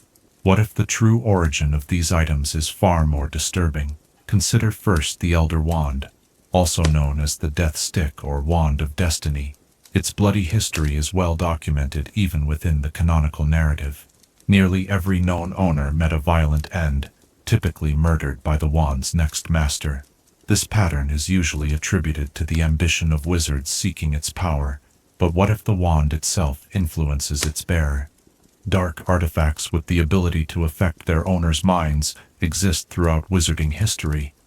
Tom Riddle's diary being perhaps the most notable example. The Elder Wand's abnormal power might come with an equally abnormal capacity to intensify its owner's worst impulses, pride, cruelty, and recklessness. Visualize Antioch Peveril, the wand's first owner, in the moments after acquiring it. Perhaps his initial desire for a powerful wand was reasonable, but once the Elder Wand was in his possession, that desire twisted into something darker, a need to demonstrate his newfound power, to boast and challenge and dominate. This escalation of negative traits appears consistently in subsequent owners. Might this represent not merely the corrupting influence of power itself, but a specific magical effect built into the wand's very construction? The Resurrection Stone presents an even clearer case for being classified as a dark artifact. Its power to recall the dead from beyond the veil violates fundamental magical laws concerning life and death. More tellingly, it doesn't truly restore the deceased to life, but creates pale shadows caught in an unnatural state, neither fully alive nor properly dead. Both Cadmus Peveril and Harry Potter experienced the profound wrongness of these recalled spirits, their presence bringing not comfort but a deeper sense of separation and loss. This unnatural disturbance of the boundary between life and death aligns perfectly with the darkest branches of magical study. Necromancy, the magical manipulation of the dead, is universally considered dark magic across wizarding cultures. The Resurrection Stone's power fits squarely within this classification. It does not genuinely resurrect, but rather binds spirits to a half-existence against their natural state. The profound depression Cadmus experienced after using the stone suggests it may actively drain the user's life force or happiness to maintain its connection to the dead. A vampiric quality typical of the darkest magical artifacts. Even the seemingly benign invisibility cloak carries disturbing implications when examined closely. Unlike ordinary invisibility cloaks that fade and tear with time, the Hallow remains perfect across generations, concealing completely and resisting all forms of magical detection. This unnaturally perfect concealment represents a fundamental disruption of magical balance. Consider that in the natural world, powerful magic typically leaves traces detectable by other magic, yet the cloak exists as a perfect void, an absence that should not be possible without significant magical cost. The theory deepens when we consider the possible true creators of these artifacts. While the children's tale attributes them to death itself, a more historically plausible explanation would be that the Peveril brothers created the Hallows themselves, using extraordinarily dark magic to achieve their seemingly impossible properties. Each Hallow fundamentally transgresses natural magical laws, dominating and amplifying power beyond normal limits, breaching the boundary between life and death, and creating perfect concealment that violates magical detection principles. Such transgressions would require equivalent sacrifices according to the fundamental laws of magical balance. Imagine the three brothers not as clever wizards who tricked death, but as dark magical researchers obsessed with conquering mortality through different approaches. Antioch pursuing the power to defeat any opponent, Cadmus seeking to recall the dead from beyond the veil, and Ignitus researching perfect concealment to hide from death itself. Each brother might have delved into forbidden magical experimentation, creating artifacts that achieved their goals but at terrible hidden costs. This reframing casts Xenophilius Lovegood's obsession with the Hallows in a more tragic light. His belief that possessing all three would make one the master of death takes on disturbing implications if the Hallows are indeed dark artifacts. Rather than mastering death, the true unifier of the Hallows might become increasingly enslaved to death's power, their natural human fear of mortality, amplified and twisted by the combined dark influence of the three objects. The canonical text offers subtle support for this theory in Dumbledore's own experience with the Hallows. Upon finding the Resurrection Stone embedded in the Gaunt Ring, Dumbledore, one of the most powerful and knowledgeable wizards of his age, was overcome by temptation to use it, despite knowing it was a Horcrux. This momentary lapse of judgment from such a careful wizard suggests the stone exerted a powerful magical influence over his mind, clouding his typically exceptional reasoning. This mind-affecting quality aligns with how the darkest artifacts operate, manipulating their victims into self-destructive actions. Further evidence lies in how the Hallows interact with Voldemort's Horcruxes in the narrative. Both represent magical approaches to cheating death, yet they are portrayed as opposing forces. This opposition makes perfect sense if both are fundamentally dark magical tools, not moral opposites, but rival methodologies within the same forbidden branch of magic, incompatible precisely because they draw on similar corrupt power sources. The Elder Wand's unique capacity to repair Harry's broken wand, something Hermione explicitly states should be magically impossible, demonstrates how the Hallows violate fundamental magical laws. Such violations typically come at a price in the magical universe. Horcruxes fragment the soul. Felix Felicis causes recklessness when overused. Time manipulation risks catastrophic paradoxes. What hidden costs might the Hallows exact from those who use them, beyond the obvious tragedies that befall their bearers? Consider how each Hallow gradually isolates its owner from normal human connection. The Elder Wand breeds paranoia and attracts enemies. The Resurrection Stone creates obsession with the dead at the expense of the living. The Cloak, while seemingly most benign, enables its user to separate themselves from human society, observing without participating, hiding rather than engaging. Together, they create a perfect triangle of isolation, from community, from the present moment, and ultimately from humanity itself. This isolation represents a subtle corruption that aligns perfectly with how the darkest magic typically operates in the wizarding world. Dark artifacts rarely announce their negative influence.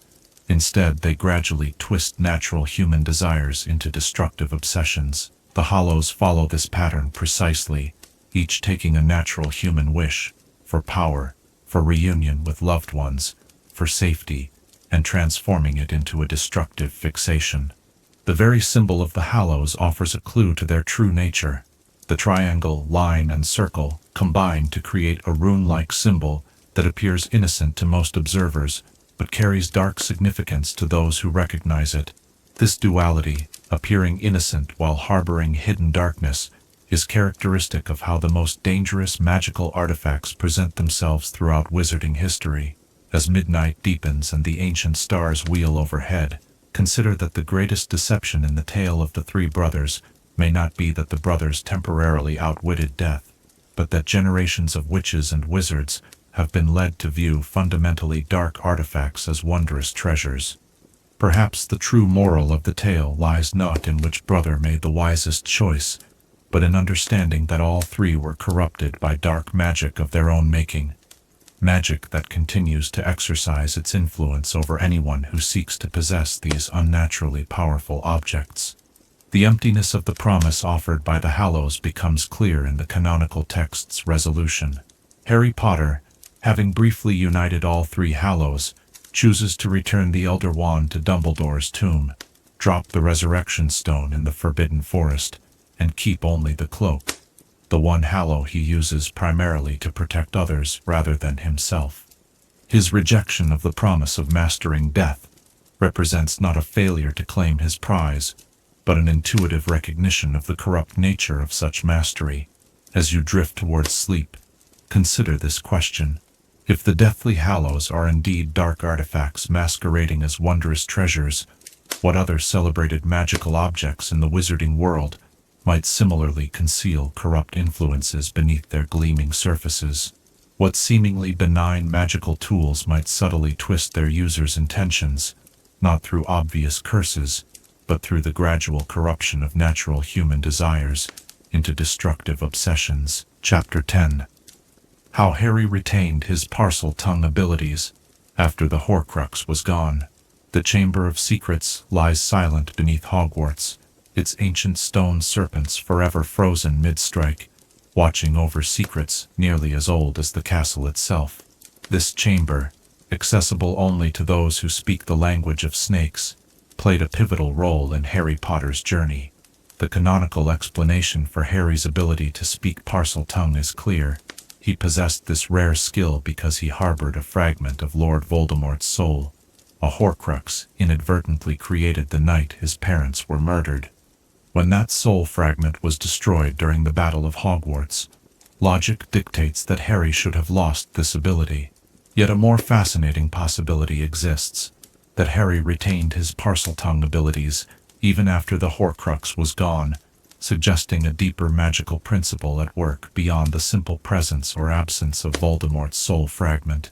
The textual evidence regarding Harry's post-Horcrux linguistic abilities is limited but intriguing. J.K. Rowling has stated in interviews that Harry lost the ability to speak Parseltongue after the soul fragment was destroyed. However, the novels themselves leave room for a different interpretation, one that aligns with fundamental magical principles established throughout the series. If we examine how magic consistently operates in the wizarding world, a compelling case emerges for Harry's continued Parseltongue fluency. Consider first the nature of magical learning in the Harry Potter universe.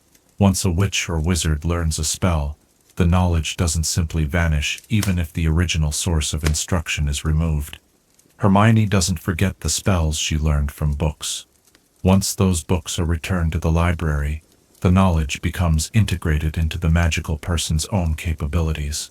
Why would Parseltongue function differently? For over 16 years, Harry's brain processed and utilized this language, forming neural pathways and magical connections that would not simply disappear when the Horcrux was destroyed.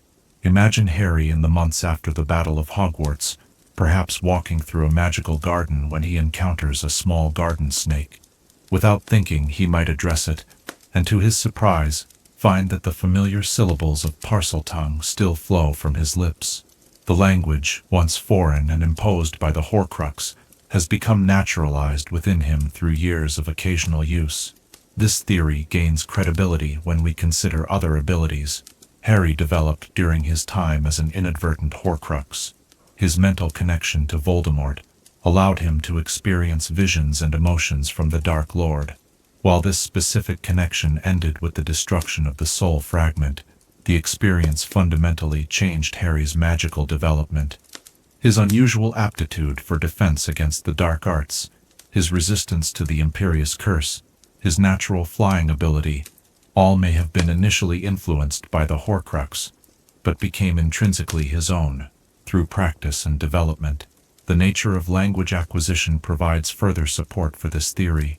Linguistic research in the Muggle world has established that languages learned during childhood create permanent changes in the brain, even if the language falls into disuse later in life. While Parseltongue is a magical language rather than a conventional one, the principle likely applies with even greater force given magic's connection to intention and consciousness. Harry's brain and magical core would have adapted to process and produce this language, creating changes too fundamental to simply vanish with the Horcrux. Visualize the magical mechanics of Parseltongue itself, not merely a different arrangement of sounds, but a fundamentally different magical interaction with reality. When a Parselmoth speaks to snakes, they aren't simply producing different phonemes, they're engaging in a form of interspecies magical communication. Harry's magical core learned to facilitate this communication over years of occasional use. The Horcrux may have provided the initial capability, but Harry's own magic would have adapted to support this function, potentially establishing permanent changes in how his personal magic operates. Consider also the precedent established by other forms of magical influence in the series. When Lily Potter sacrificed herself to protect her son, the protection she created didn't disappear after the spell was cast.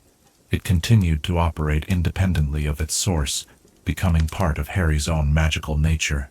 Similarly, the skills and capabilities Harry developed through his connection to Voldemort would become part of his own magical identity, not contingent on the contingent presence of the foreign soul fragment. The theory extends further when we consider the nature of Horcruxes themselves. These dark objects don't merely contain soul fragments, they influence and often possess those who come into contact with them. Ron Weasley's personality changed dramatically while wearing Slytherin's locket. Ginny Weasley was possessed by Tom Riddle's diary, to the point of losing consciousness and control of her actions. These influences created lasting psychological impacts even after the Horcruxes were removed or destroyed. Harry, Having harbored a Horcrux for 16 years, far longer than any other known case, would have been profoundly shaped by its presence in ways that wouldn't simply reverse upon its destruction. The canonical texts offer subtle support for this perspective in how they describe Harry's experience with Parcel. He never needed to consciously learn or practice the language. It came naturally to him, even before he knew he possessed the ability. This suggests that rather than directly controlling Harry's speech when he spoke to snakes, the Horcrux had modified his magical capabilities to include this skill, a modification that would persist even after the soul fragment was gone. Magical education at Hogwarts provides another supporting analogy. Students learn transformative magic that permanently alters their capabilities, becoming animagi, brewing complex potions, mastering nonverbal spells. These abilities don't depend on the continued presence of their teachers or even their wands, as evidenced by incidents of wandless magic performed by emotionally distressed witches and wizards. Once integrated into a magical person's repertoire, these skills become part of their essential magical nature. Parcel, integrated into Harry's magical identity through years of possession by the Horcrux, would logically follow the same principle. The theory gains further credibility when we consider the specific nature of Voldemort's soul fragment in Harry. Unlike the deliberately created Horcruxes, this soul piece was accidentally implanted and never contained by the dark rituals normally used in Horcrux creation. It existed in an unusual symbiotic relationship with Harry's own soul for 16 years, potentially resulting in a more complex magical interchange than would occur with a standard Horcrux possession. This unique circumstance makes it plausible that certain capabilities conferred by the soul fragment would become permanently integrated into Harry's own magical nature. Imagine the magical process as similar to learning to ride a bicycle. The initial instruction and support are necessary, but once the skill is mastered, it becomes part of the person's own capabilities. The Horcrux provided Harry with the initial capacity for Parcel, but through years of occasional use, his own magical nature adapted to support this ability independently, just as a cyclist eventually rides without assistance. This perspective transforms our understanding of Harry's relationship with Voldemort's soul fragment. Rather than simply being possessed or influenced by it, Harry's magical development was shaped by its presence, not by making him more like Voldemort, but by expanding the range of magical abilities accessible to him. When the fragment was destroyed, Harry didn't revert to a hypothetical, untainted state. Rather, he continued his magical journey with the full complement of abilities he had developed, including those initially facilitated by the Horcrux. The concept of magical residue provides another supporting framework for this theory. Throughout the series, powerful magic is shown to leave traces that persist long after the original spell is cast. Dumbledore can detect these traces at the cave containing Voldemort's locket Horcrux. The Ministry can detect underage magic through residual magical signatures. If ordinary spells leave such traces, surely the presence of a soul fragment for 16 years would leave profound magical residue on Harry's own magical nature. Residue that could maintain certain capabilities even after the fragment itself was gone. As the night deepens and the stars shine through the enchanted ceiling of the Great Hall, we might reimagine Harry's post-Horcrux life with this theory in mind. Perhaps he retained more of his connection to Voldemort than the canonical epilogue suggests, not in darkness or evil, but in certain capabilities and insights that became truly his own through years of integration. His Parcel ability would stand as neither a curse nor a blessing, but simply another facet of his unique magical identity, shaped by extraordinary circumstances, but ultimately belonging fully to him. As you drift towards sleep, consider this question: how much of our capabilities, magical or mundane, remain dependent on their origins, and how much becomes intrinsically our own through practice and integration?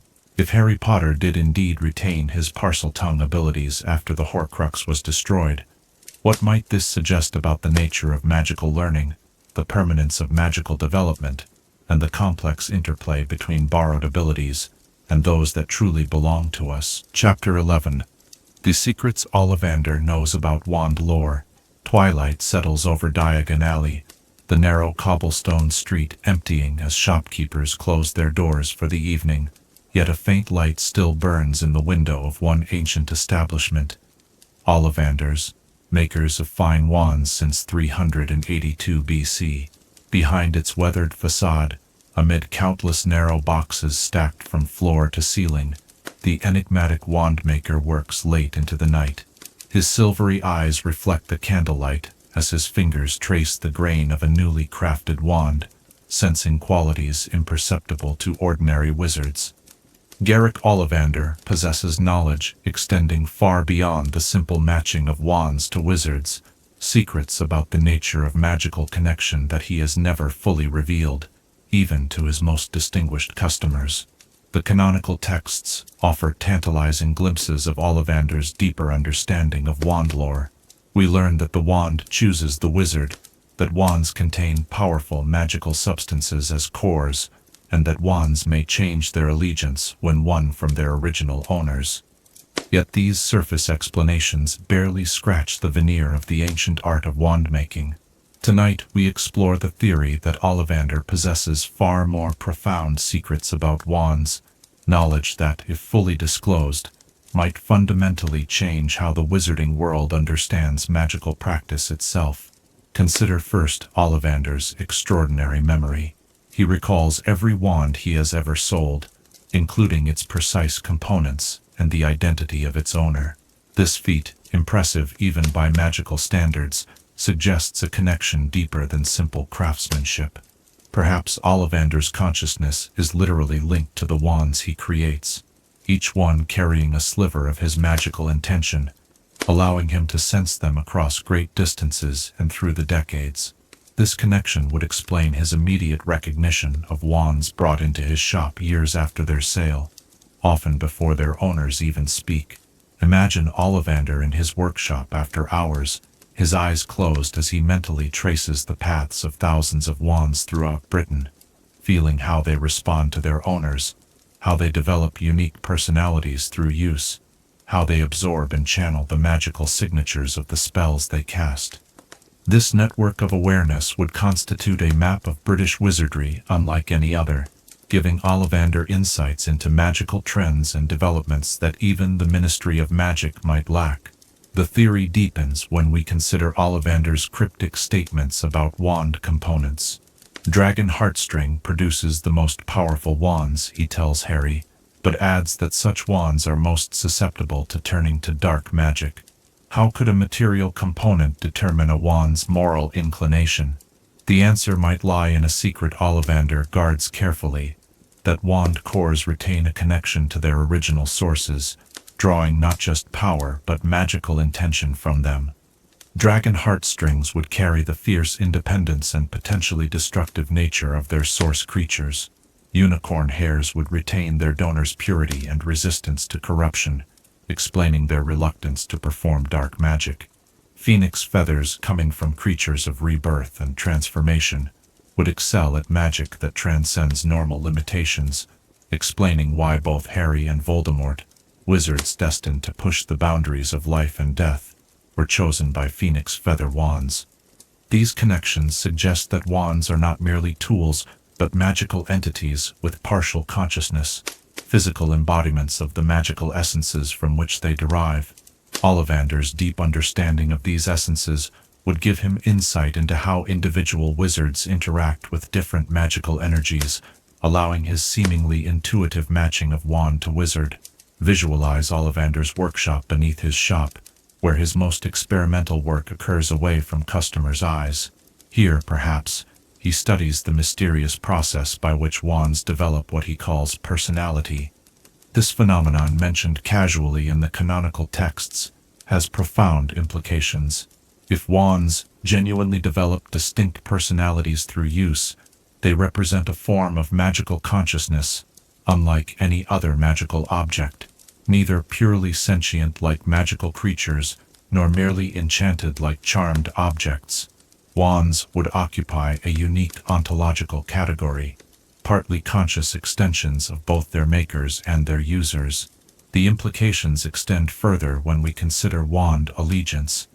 Ollivander explains that wands may switch loyalty when won from their original owners, but the mechanics of this process remain obscure. Perhaps the secret lies in magical resonance.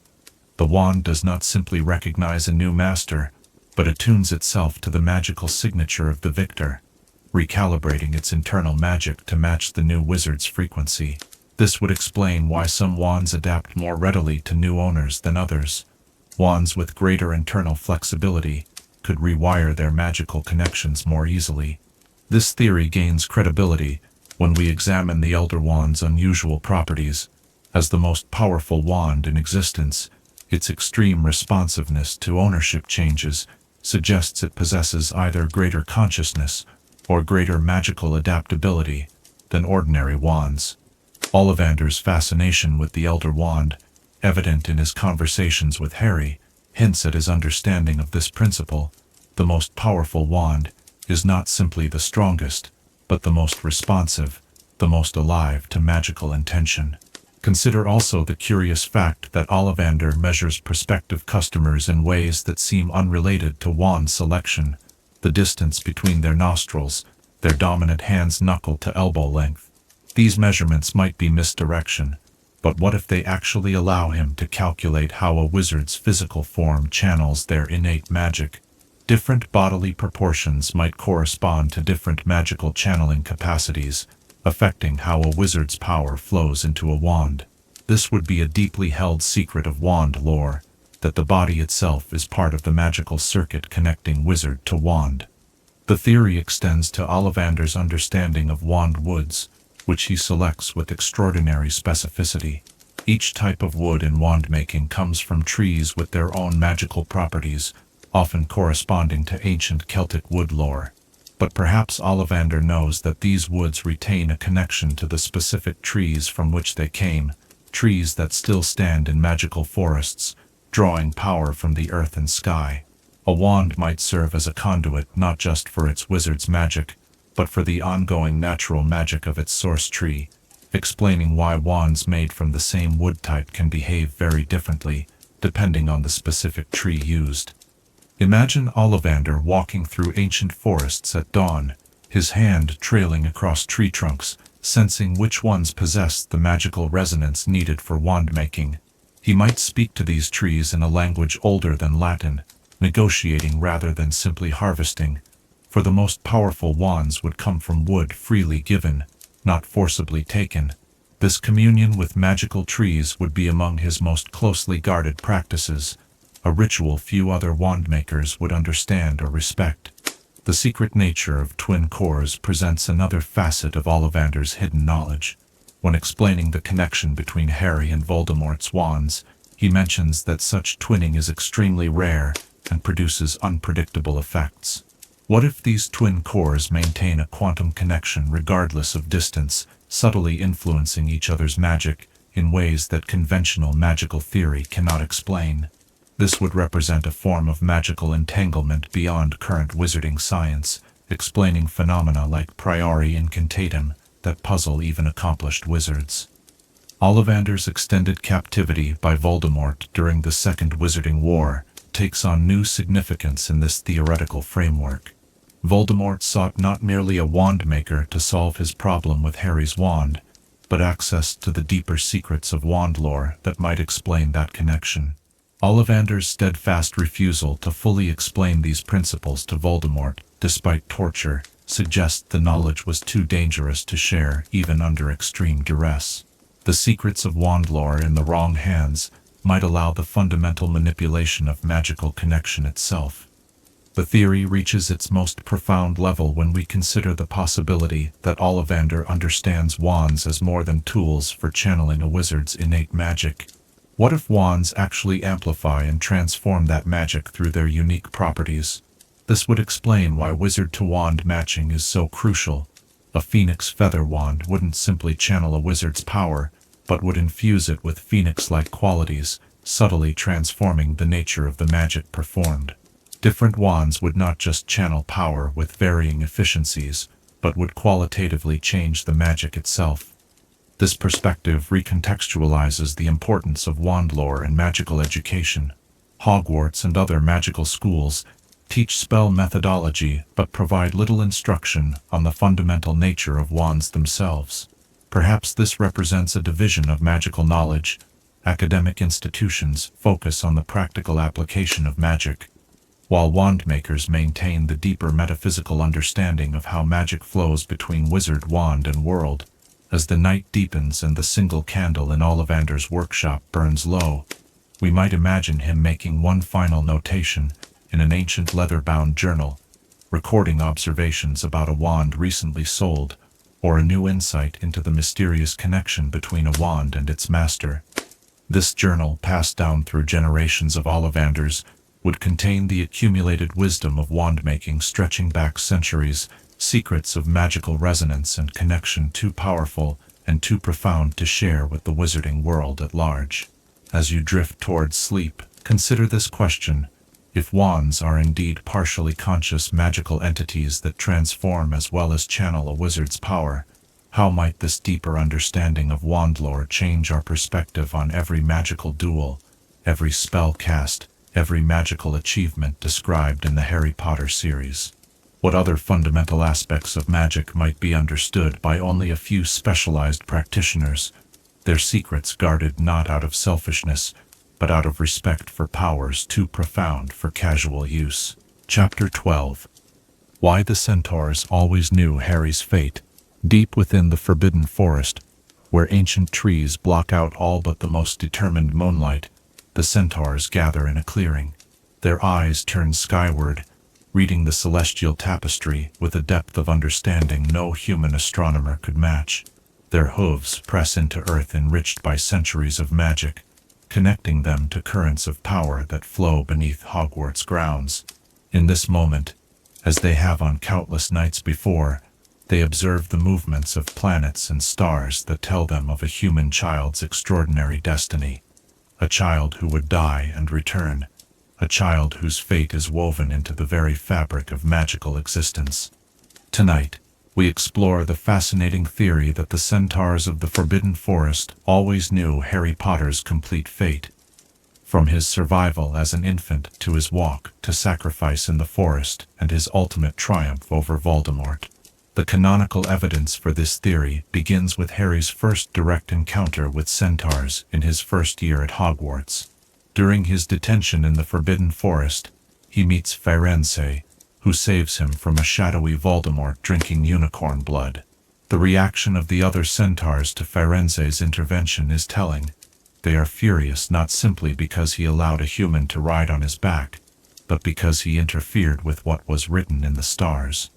Bane's accusation that Firenze was meddling in what was to come suggests the centaurs had foreknowledge of specific events in Harry's future and considered them inviolable.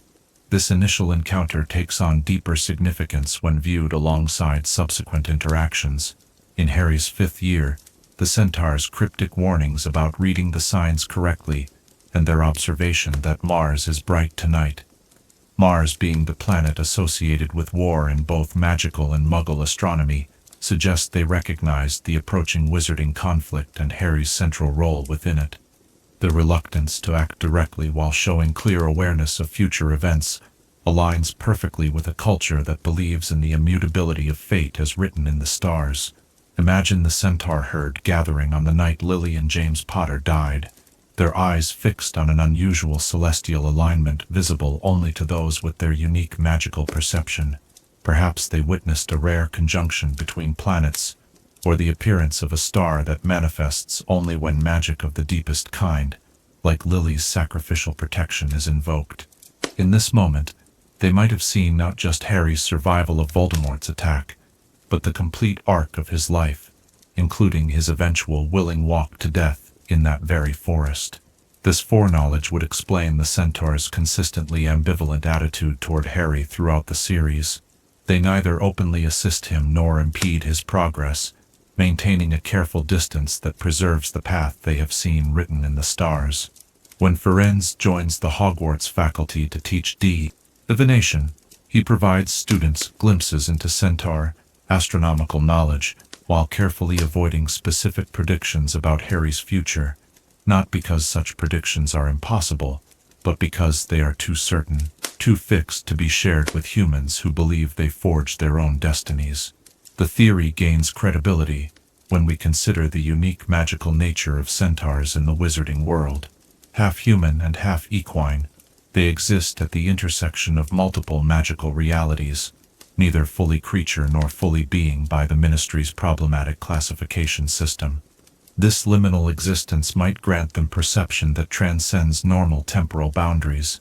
While human seers like Professor Trelawney can occasionally glimpse fragments of the future through unpredictable trances, centaurs might experience time differently, perceiving past, present, and future as interconnected rather than sequential.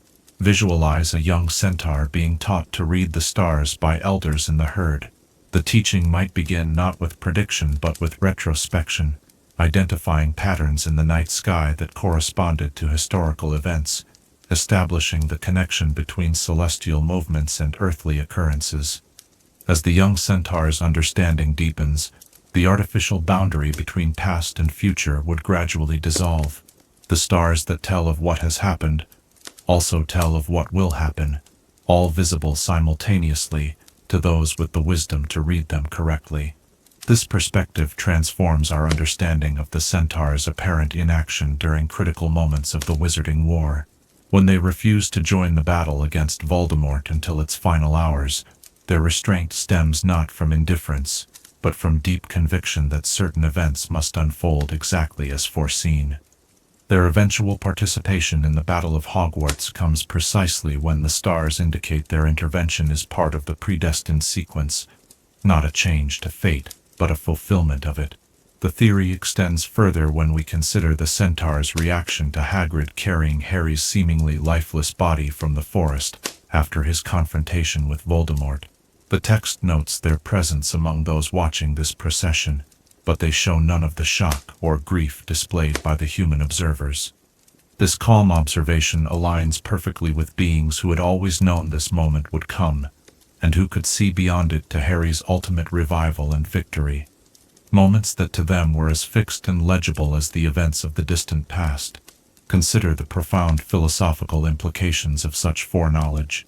The centaur's insistence on non-interference derives from an understanding that freedom of choice exists within a framework of inevitable destinations.